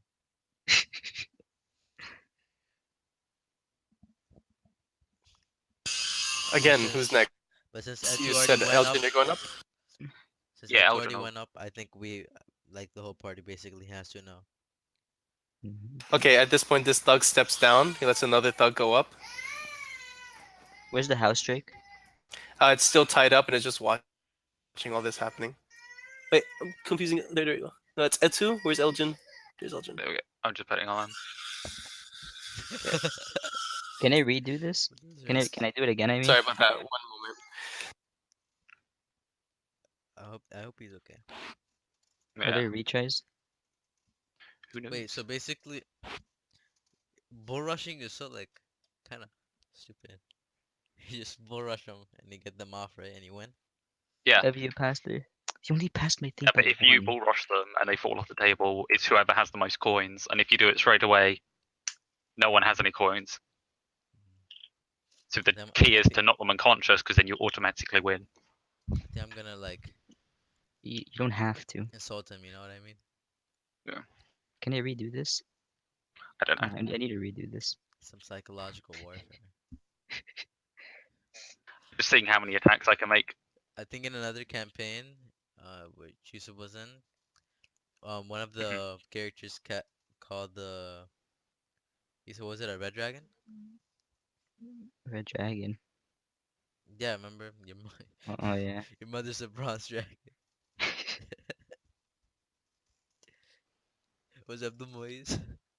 That Yeah. was. I think that was Najim. Your mother's a bronze dragon. Right. Wait, you said that was the one with your Takasugi guy? Yeah. Rest in peace.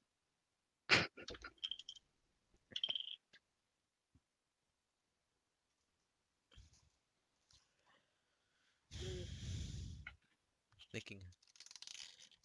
So basically now we all have to basically participate, right? No, Yeah. I don't think you do. I think we do because like it's like the whole party has to go. I thought it was just Etu. Oh, I okay. think So But that's right. The whole yes. party has to do it. No, the whole party does not have to do it. Just whoever volunteers. yeah. Alright. I thought we could just what's it called? Just hand over the Are we cash allowed instead. to do it again? The same person or no? Wait, so what happens if we lose? Mm. But that's right. Hey, brothers, Humiliation is the first thing. Humiliation. Probably the Is price first thing, goes of up course. as well. I want to get back my honor, my pride. I want to do it again. Oh no. All right. First, I guess we'll do Elgin. See how he goes. Right.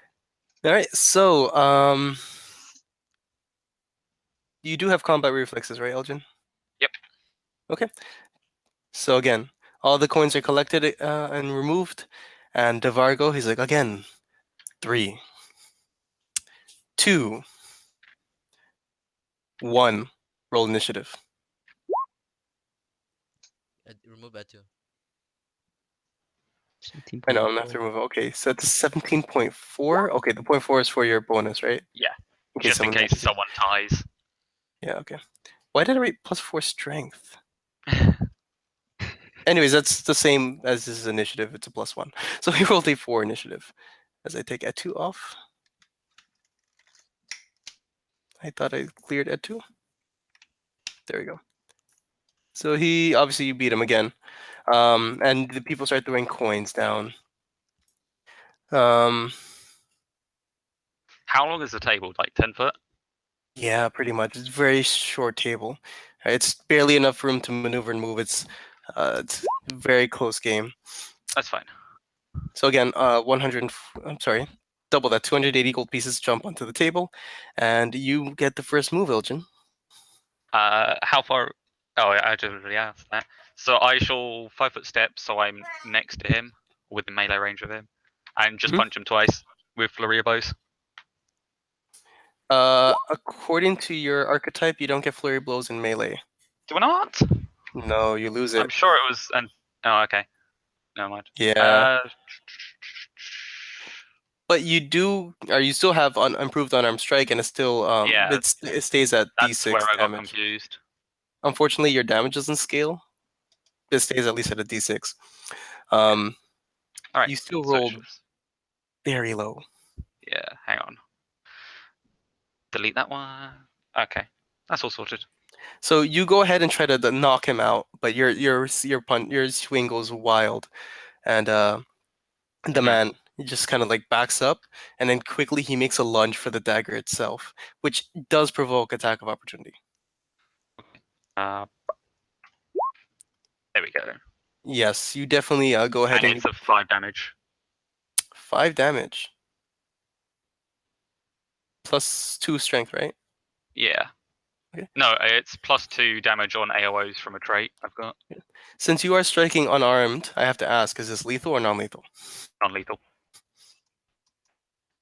So you go ahead and knock him square in the jaw, and give him a good blow as he goes to grab that dagger. And in fact, let's go ahead and give him a reflex save of sorts to see if he does continue to grab the dagger with your damage added. So 15. Okay. It's reflex on strength.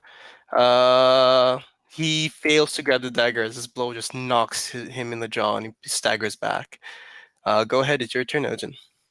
How like close to unconscious does he look? That blow did a good hit, but he doesn't look as you would say, bloodied or badly injured. Yeah. All right. And I can do 2 weapon fighting with unarmed strike. I just can't do. You Okay. can if you had 2 hands. I can do unarmed strike with any part of my body. That is true. But if you do, since you don't have the feat to weapon fighting, you will take a -4. Oh yeah, I that's think what I was to your attack thinking. rolls. Okay, I'll just do a normal 1 strike then, Mhm. and I shall take advantage of it.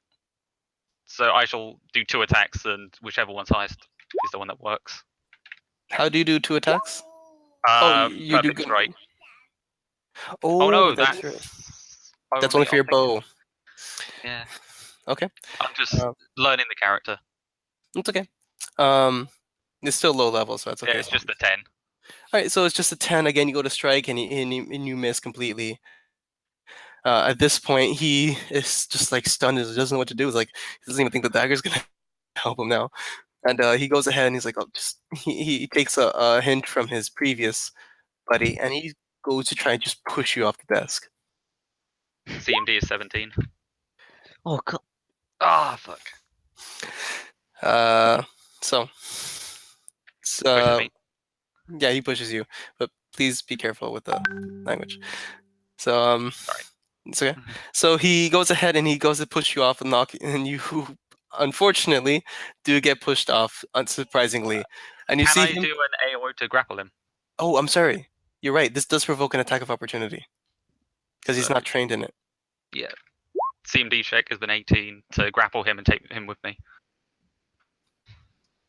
Okay, so he goes ahead and push you up, and you wrap your arm around him, maybe even a leg, and you just knock him down with you, and you bring him down with, like, in fact, maybe you land on him, right? Yeah. So at this, everyone just like gets quiet and stunned, and DeVargo, he raises up his hand and he goes, "The winner, Elgin." I'm assuming you guys gave each other's Yeah. names. Right? So he goes, "The winner, Elgin," because the guy's the one who hit the ground first. So you I guys have stand your up and help him up as well. So how much? So here and all the gold. no. The gold is not given to you guys. So the only gold you Much get like to the keep is dagger. the only gold you get to keep is the gold you get to grab. Okay, that's the gold Okay. you get to keep. So he does. So the man he takes your hand and he stands up, like surprised and look on his face. He was like, "That was cool." Thank you. It has been a while since I've had to do that type of move. So the Vargo, he laughs heartily. Is like, "This. I thought I've seen everything in Knivesies. This is one to add to the book." I bow to him and say, "Shall we progress with our deal?" Huh. One more game. So anyone else would like to volunteer? I won't. It's illegal, bro. That's right. Okay, you want to try to you want to redeem yourself, Yes. Etu? Okay. You go up, and at that point, the person who beat you before, he also goes up at the same time. He's like, "I beat you once, I could do it again." And you know it's kind of sad. I'll tell you right now, just out of game, these guys are level 2. They're out of level. Oh yeah, so never mind. For some reason, but they're NPC classes. Anyways, so let's clear this up. Um, Let's add you to the turntable again. 3, just, 2, 1, go. Initiative. He finally rolled good, but you rolled better. Yes, Sako. Okay. So let me just quickly roll the gold on the the table okay, as so all these people toss coins into so there we're doing again. nothing. Oh, Huh? oh, is that double? No, this is the normal. Actually, I fixed it. So 220 gold pieces fly into the desk, and you guys So this begin. so this game is pointless if you don't grab the coins, right? If you get to It's keep just a it, game. the So even if coins. you win, it doesn't add up to bribing him if you don't grab any coins. I mean, we have the money needed to bribe him. Alright, that's right. Alright, I'm gonna try and do it. He didn't push him off. Yeah, I'm not Okay. gonna use that dagger. Okay, go ahead. Give But me I a roll. CB check. By the way, I have the study target. Does that apply to his? Yeah, I assume you studied while he was counting down. It's almost a non-action. Ah, Oh Allah. can I, yeah, That's I for should life. have. I should have Okay, struck him. so the rules for Bull Rush is that for every 5 you obviously you push him 5 feet, and every 5 you beat that DC, right? You get pushed an additional 5. His CMD was 14. His CMD was 14, so you push him He just like flies to 4, the wall. 3. That's 15 feet. So you see, you push him so hard, he flies to the end of the wall and just like smacks against it and falls on the ground. How much And at damage? this point, see all his friends just cracking up as this guy falls down and gets like just drops to the ground and like kind of woozy as he's trying to stand back up, With my but hand obviously next to his failing. ear, like, what was that about beating me again? At this point, DeVargo, he lets out a large you know, happy laughter. He's like, starts clapping his hands, and he goes, "Thank you, thank you for your generosity, entertainment. I needed that today."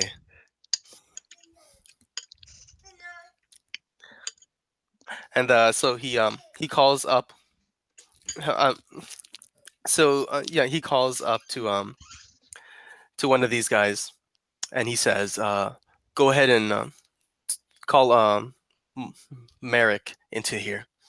So he goes out, and you see the bodyguard that was right outside. He comes inside, and the Vargo turns to him, like, "Merrick, I need you and three other of the enforcers to watch these adventurers as I go down below to gather the information they require." Yeah, while he goes down, I'm intrigued by the game, but like I don't want to play like for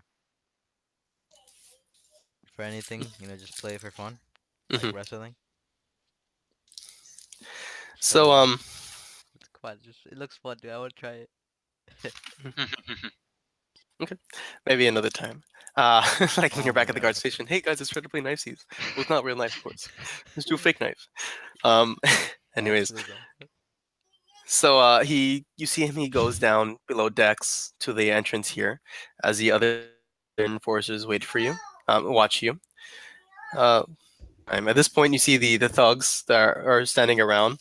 They're like clasping you guys, and like you know, like saying good things, like, "Man, that was awesome. That was so fun." They're like especially going towards Elgin and somewhat towards Etu, and largely ignoring Zolta and Abdul Malik. Yes. Elgin's just very sort of respectful and stoic, and picks up his things and put them back on. Hmm. So they're just converting, and they use. Can you guys hear my son? Yeah. Yeah. Yeah. That's the noises they're making, though. And they lead you on to the other desk where there was a card game going, and they invite Elgin and Etu to go ahead and play with them. And they offer you things. And after a few moments, DeVargo comes back up, and you see in his hands are some paper envelopes, right? And he goes up to you guys, and he tries to hand them to you. And as you get close, you get this reeking smell of like mildew and everything and things like this. And as he's handing you the envelopes, you see some spiders crawl from his hands onto the papers. Yeah, don't Perception grab check that. to see what that smell is. Go ahead. Uh, wow, I rolled a 2. I mean, perception is more like to determine there is a smell. Ah, Uh, I'm thinking more like knowledge, nature, nature. or something like that. Alright, I'll give it a go. I don't have any ranks in it, so 10's the best I can do. Nope, Yeah, it's just very like maybe rank. it's mildew. Maybe yeah, it's kind of rank, kind of like a wet smell even. And anyways, he uh he hands you these papers. Who's going to take it? Well, Um. I got close to sort of smell him, so I might as well. Yeah. All right, so he hands you the papers and you grab them. The spiders, get scared off by your hands and they go back to him. And he tells you, "You see, I've learned that this Ambassador Ampre was having a scandalous affair with an important noble back in Cheliax. Apparently, the ambassador and this woman have been corresponding since he was first stationed here in Corvosa. When I heard of these rumors, I paid him a visit and I attempted to befriend him, giving him a gift of several vials of shiver, and intoxicant, and it's closely related to, I would assume, a little bit of like LSD." Okay. There we go. Yeah, We got some evidence right there. and and I proposed him a line of trade between him and Cheliax. Of course, he refused, but before he escorted me out of his house, I was able to take a extra gift, and that pulls out a key from his pocket. Of course, I returned later that night, gathered what I could, and I've been selling the letters back to him every once in a while at the rate of, well, I'll sell every few weeks. I'll sell him one, taking great delight in his discomfort. But you guys have given me so much entertainment today that I'm willing to finally part with this. I mean, I have other ways of getting other ways of getting income, of course. I thank you. He nods and he smiles, and it's just again like not really. You get this unnerving feeling when he smiles at you, and of course, and maybe it's the spiders going in around him, or maybe it's his eyes as he looks at you. But he says to you, "Pleasure doing business." On a Now, side note, I Mhm. don't suppose you have any proof of his recent misgivings with the drugs, misuse of them. If only there was some way unique to, to take visual evidence of certain happenstances. But such magic is beyond me. Yes, But no, I'm sorry, I do not. Now, please that is. leave. Thank you for your time. Did At that, he anything goes back happen to on the his way out? throne and wait. Well, I'm sorry. One moment. He goes back. He starts heading back to his throne to relax. What were you saying at Zolta? I said, does anything happen on the way back? On the way back, where? Like, do any of these guys say anything? As you leave? Yeah. No. He goes back to his throne. He relaxes into it and settles down. As the rest of them seem to be going back to their duties. And as soon as he told you guys to leave, they pretty much like shut you off. They ignore you. What about the house drake? What about the guy you? The house drake still looks at you, and as some of you walk away, looks back at you with puppy dog eyes. What happened to the I guy Yousef I destroyed? kind of I kind of nod at the house drake as in like I'll try to help it later. Uh, Obviously I Give can't leave that me down to a destroy. bluff check to send a secret message, Oh yes. and it has to make a sense motive, I think. Where's my bluff? Oh, it's just. Oh yes. Ah yes. No, he better. That is not good, because he's not the only one who's going to be checking. Huh? No. Okay. As I'm leaving, but as I'm gone. Okay. Okay. At this point, as you're leaving, and Atui sees you, Devargo sees you looking at the house drake, and he says, "You like the house drake? It was a gift from me, but I'd be willing to sell it to you. How much? A measly 5,000 gold." Oh, thank you. I think that's a bit out of my budget. Uh, well, anyways, again, get out. And he points towards the door with his gauntleted hand. We were already leaving. Elder's leaving. Or Elder's left, I mean. Yeah. I'm So waiting you, outside the door. the rest of you exit, and hey, I left that door open. Don't go out the door. Don't go out the door. It's an abyss of darkness. Ah. So let me clear this thing. So you guys leave, and you start heading back out through obviously the docks themselves, and you, Elgin, you're currently holding. It seems what you came for, right? I don't know if you ever want to open them up and read them, but if you're just keeping them Are stashed they away. sealed specifically? They are sealed. I shall leave them sealed then. Okay. Unless anyone else wants to open them. Okay, so you continue on your way. You start making your way back through Ordkul Vosa to So we pocket the money. Mhm. Yeah. Yes. So you start making your way back to Old Corvosa, and you start making your way closer and closer to the bridge. When you start hearing voices and sounds, right? With kind of voices and sounds Specifically, I'm getting to that right now. in our heads. No, no. So There's a you baby start crying out in the distance. no, you start hearing shouting and yelling and everything like this, and you hear like ah rah, rah, and it's just people yelling and everything. And you round the corner, and before you get to the bridge, you guys see a band of like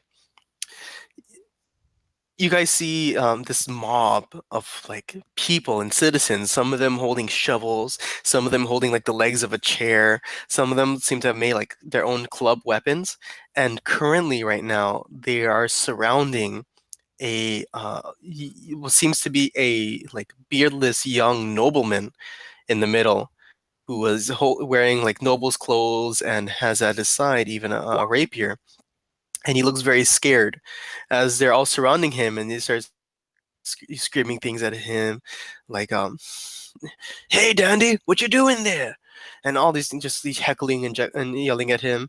And one man, one burly woman with like greasy strings of hair on her head, uh, like pushes her hair aside, and she says, bet you never worked an honest day's wage in your life, eh, queen's man. And they all kind of like laugh and jackal, and they get closer with their like makeshift weapons. Can I see? Can I do a knowledge local to know who that is? The man in the middle Yeah. Yeah, the one that. Yeah, or the woman? the man. Oh, okay. I got Go ahead, roll. perception. Knowledge local as Oh, well. yeah. So, uh, you don't seem to recognize this man. Can I do knowledge nobility? Yes, you may. Bismillah. Hey, That's the same thing, isn't it? I know. Okay. So, I asked. I asked Zolta. You think we should help him? I say yes. I Alright, I want. how do we do this? Elder wants to help Can, as well. mhm. can I like get one person out of the mob and ask him who that is? So as the girl continues, as you guys get closer, my brother had his arm crushed by a barrel in the docks when he was younger than you. Never raised a mug on his wrist again. Want to know what it feels like? And at this point, she starts getting closer with her club. Yeah, I go in between the crowd. You just see me vanish. You just I try jump into the crowd. No, no. Then we D- just I'm see d- him. coming in. by the way, let me guys put you now on that map. Yeah. This is just a general map for town that I'm gonna probably reuse a couple times. Actually, I wait, where is he? I don't see the crowd. Yeah, I know. I have to. I have them always hidden. There they are. All right, if I don't jump in. Okay, is that it's only that many people? Yeah, it's just a small crowd. In Alright, fact, this is what he looks like. okay, then we can just push them out of the way. What's that guy? So, you guys come closer. Do you say anything? Do you do anything as you actually approach him and you see that all the weapons are being brandished? I I yell at them to move out of the way with an intimidate check. Oh, nice. Uh, one of them looks back at you, and yeah, the one I guess closest to you, Etu, this guy, and he says, "What's it to you? Mind your own business." I I tell like in a loud voice, I don't know what this man has done to you, but surely he doesn't warrant this. That requires a check. Which diplomacy? Diplomacy. Diplomacy? Diplomacy. Bismillah. Oh, Masha. Diplomatic immunity. But you have a +7. It doesn't matter. Um. You know, when Okay. diplomat. So at this point, they all look around. It's like, I think these guys are looking for a bit of fun, aren't they? And the greasy, robust lady looks at you and is like, yeah, get them. Scooby Doo run away. Yeah, you guys rolled horribly. Yeah. Alright. Yeah, I'm not gonna use my weapon. Obviously, these are just citizens. They're gonna use theirs. I keep my weapon seat. If You know, only we had safe. a guard to calm them down. I'm not a guard. You Not have the yet. He's badge. a recruit. Yeah. You have the badge. You can't And I keep us didn't get guarded. there in time. Oh my! Wait, Abdul Malik has charm person. Bring him in here. He doesn't like violence. Bring him in here. You see his character sheet, Yousef? I never got it. I sent it. I Oh never. my Allah, I never sent it. I thought I sent it. Oh, I put it, but I never sent. Okay. You never pressed enter. Yeah, I know I press enter. It's there. Uh, Okay. Everyone putting their initiatives in. I put it in mine. What's Abdul Malik's? Oh, did you Abdul say? Malik's is a plus. You'd have to check. I don't remember. Okay, they're gonna roll initiative. I missed the +1 and +2s from Samuel. Very easy, right? And this man in the middle is gonna roll his initiative.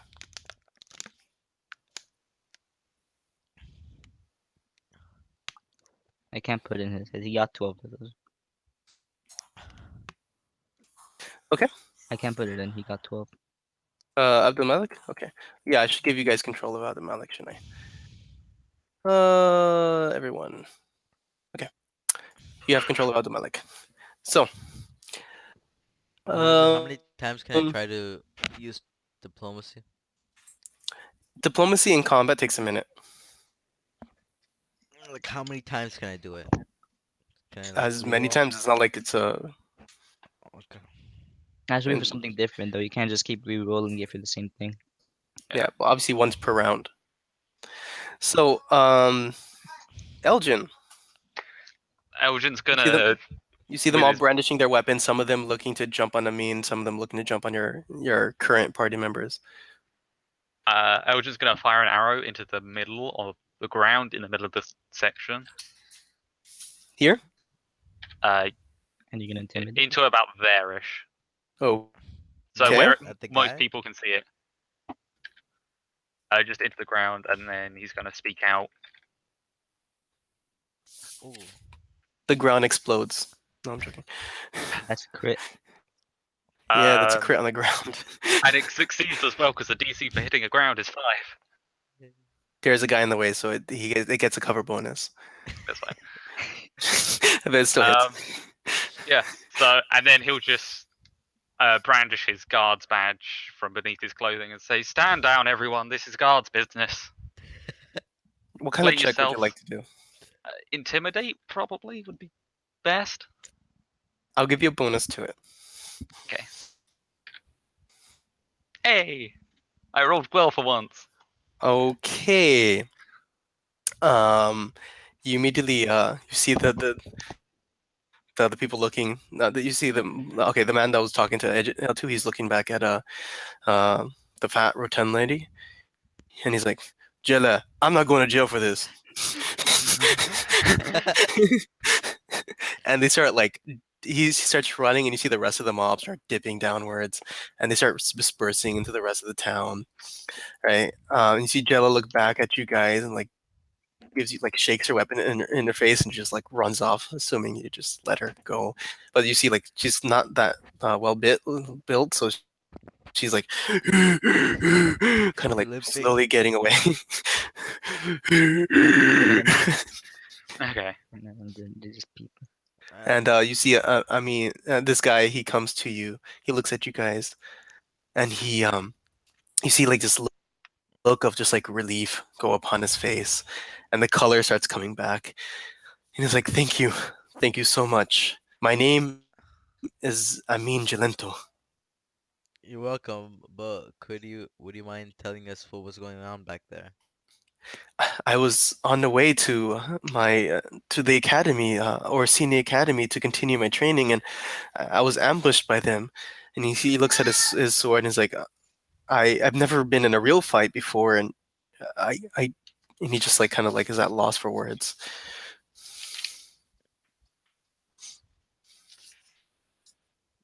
He's like, look, thank you so much for saving me. And he reaches to his hands and he pulls out a ring from his finger. It seems to be gold in color, and he hands it to you, Zolta. It's like, please take this as payment. What is it? Am I allowed to deny it? It is Yeah. Hadia. It is a gift. Okay, I accept it. Obviously, you can't wear it because it's not, you can't wear gold for a man in Islam. But you can still use it for other purposes or sell it. Is it magical? Yeah, the only one who has detect magic is Abdul Malik. Abdul Malik. No, absolutely, you don't. He goes. He does some. He looks at it with his eye of scrutiny and just slightly shakes his head. It's not magical. I think I him, mean, but would you like someone to escort you to the academy? Uh, sure. I mean, I'm sure the rest of the way is pretty clear now, but I wouldn't mind. okay. It's better to be safe than sorry, is it not? Mhm. As we walk, I want to ask him like why they were on him. I'm assuming the rest of you follow, and he starts heading towards the west side of town, towards where even Vencarlo told you his academy was. And as you're walking, you ask him this question, and he says, "I think it's because of my noble blood. I mean, just he looks at himself like I don't dress like a pauper. Hmm? What is Popper, a I don't popper again? understand that. A pauper is like a poor person. Yeah, Oh. lower class citizen. Yeah. Uh, Is it So supposed to be like an insulting way? You? uh, more kind of. colloquialism type. His motive. So nothing. He seems to be genuine, and he goes to tell you, he's like, man, it was like he also goes to Elgin, is like that was really cool with the arrow. I don't have any training in bows, but I have some skill with this sword here. Um, and he continued talking about. He tells you about his story a little bit, like Yeah. how And I'll listen and then say we met with uh Corvos. Not what's his name again? Mhm. Uh, he Ben Carlo Barcini? earlier. he actually tells you he's not originally from Corvosa, how he was born in a town called Hars, which is just almost like uh, 60 miles north of Corvosa. Hmm. And he came here just for the academy, and he's been a student ever since for a few years now to Vencarlo. And he talks about like he starts talking about Vencarlo, like he's such an amazing guy. He's so kind and nice, and he was he's so skilled with his sword. Like he's just going on and on about how amazing Vencarlo is. I I I asked him like, compared to his class, what is his skill? Um, if I were to compare this to like belts in kung fu, not kung fu, like martial arts, he is okay. So what is the order of belts? There's like white, I think yellow, White, yellow, red, blue, green. brown, black, I believe. And then there's three different ranks of black. He's level 3. I'm pretty sure I memorized those because I played Club Penguin, but I forgot. Yeah, Astaghfirullah. Anyways, yeah. he is the third rank, pretty much, not white. Yeah, I think like you said red. Yeah. He explains he's like he's not gotten that far into it. He's going pretty slowly, but he is working his way up, and he's learning, especially from such a great teacher like Carlo. He's sure he can be like up there with the greats. Um, and eventually, you guys reach. I guess I could put you on the map of Old Corvosa. I mean, of Adjo Corvosa. So you guys come in through the main gates, and as soon as you enter, you see that to your left would be Orsini Academy with a small little hut next to it. And in the very background, there is what many of you would recognize as Fort Corvosa. This was the original fort built when the settlers from Cheliax came and started making their way into this area and driving out the Shoanti. Uh, might as well give me a knowledge local now if you want. Knowledge ability, no. Or nobility, yeah, nobility as well. Knowledge history. Yes, knowledge history is fine. Cool. I'm good at that one. Awesome. Uh, Zolta, you recognize this to be the estate of the current noble house of House Arcona. House Arcona is both of you would know this even from history. They're one of the oldest noble houses in Corvosa itself, and they're the only noble house stationed in Old Corvosa, while most of them moved towards the heights. The current leaders are Glorio Arcona and Melia Arcona, and what you would know specifically, and Elgin, is that House Arcona wasn't always um, wasn't always really the great. Like they didn't have a lot of wealth at first, and they started becoming bankrupt. And it wasn't until their two forefathers, like almost 100 years ago, no more, uh, about 150 years ago, they took a journey towards the coast of Africa and they came back loaded with like spices and trade goods, and ever since then House Arcona has been like at the top. They were just and they are very much established in their trade with the African coastline, constantly coming back with many goods and exotic items. And there's and throughout history there's always been like two leaders. They just kept this I guess custom where there's always been two leaders. First it was two brothers, and then there's that. And currently right now it's a brother and a sister, Glorio and Malia Arcona. Other than that, that's all you really know about House Arcona. But yes, Amin Jalento, he takes you towards the academy. He's like, after you guys get past the gate, actually, he's like, I should be fine now, but thank you so much for your assistance. Um, Good what pleasure. should we let what's his name? Should we let Ben Carlo That know corner. about our findings? We were probably supposed to report back to Croft. I Won't we? guess we can make our way back then. Okay. So you guys start making your way back towards Citadel Volshinek, and at this part, it's later in the day, right? You can see the sun getting closer and closer to the horizon on the west coast. And by the way, sunset, I have to say, is beautiful in Corvosa. You guys are so close to the western coast itself. Um, so you guys are watching the sky turning all these different colors, MashaAllah.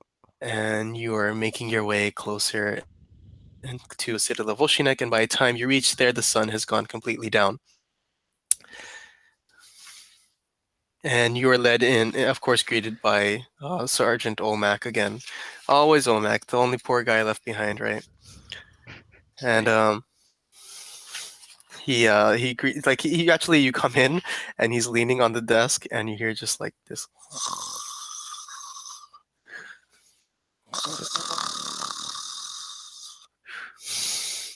Okay. I'll He's just not, let him sleep for now. Yeah, we can Nothing just. important. It's important, but we don't. It doesn't need to be rushed. but you guys like sneak in or you just like walk in normally. Walking normally. All right, I'll give him a perception check.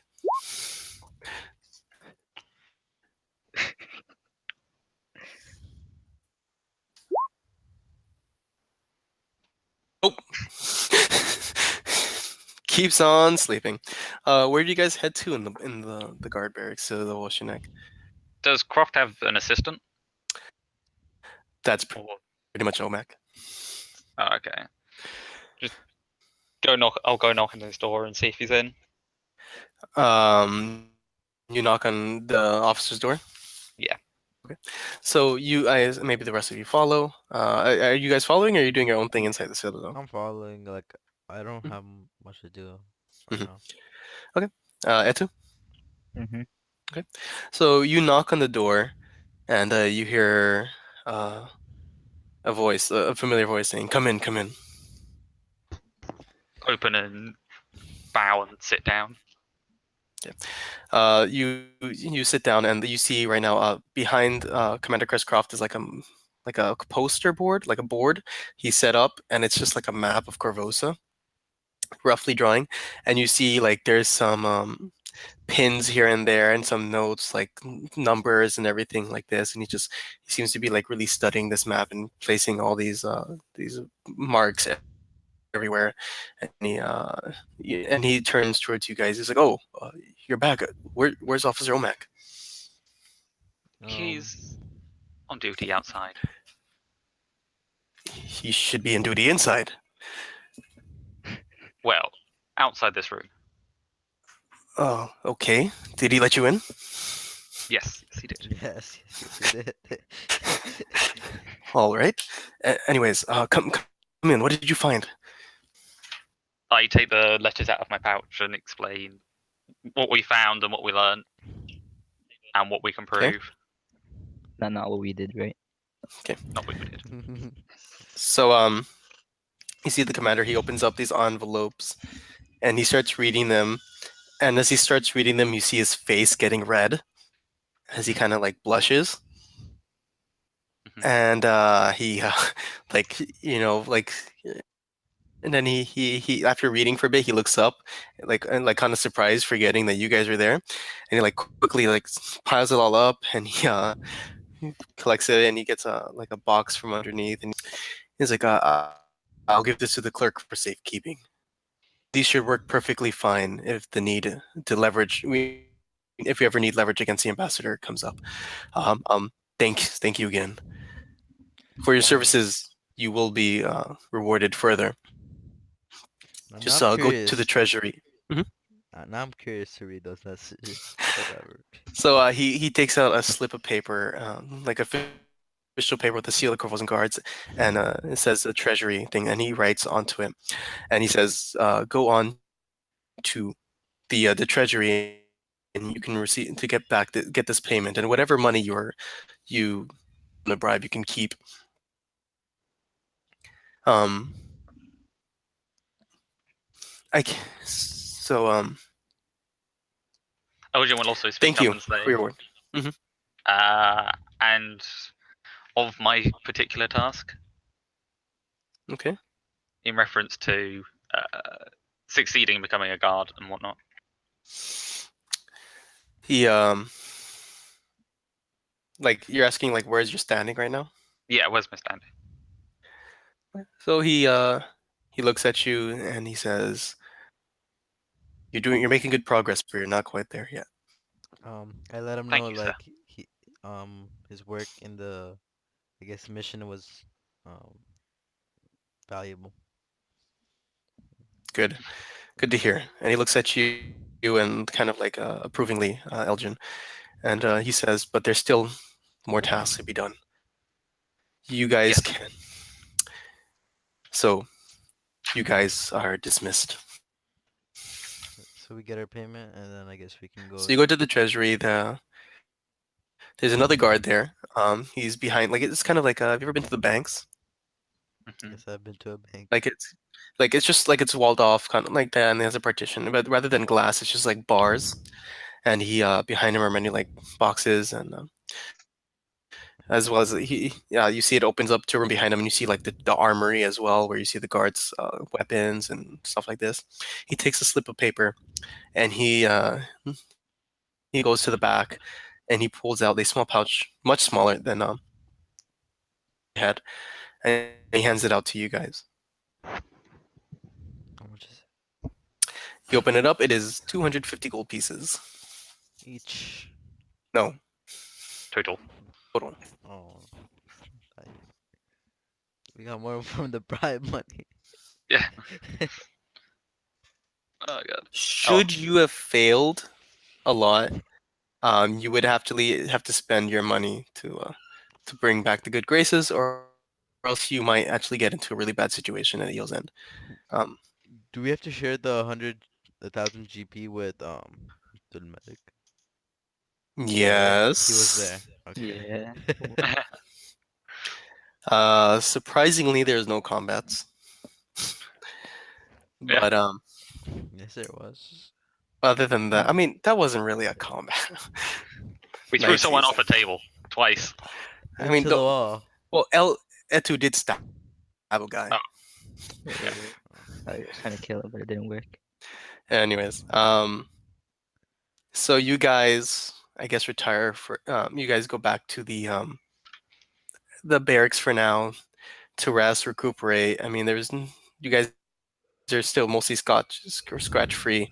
Um, I mean, there's small bruises on your back at two from when you're pushed off, but what you did to the other guy is much worse. And you guys are heading to the barracks, and you're there now.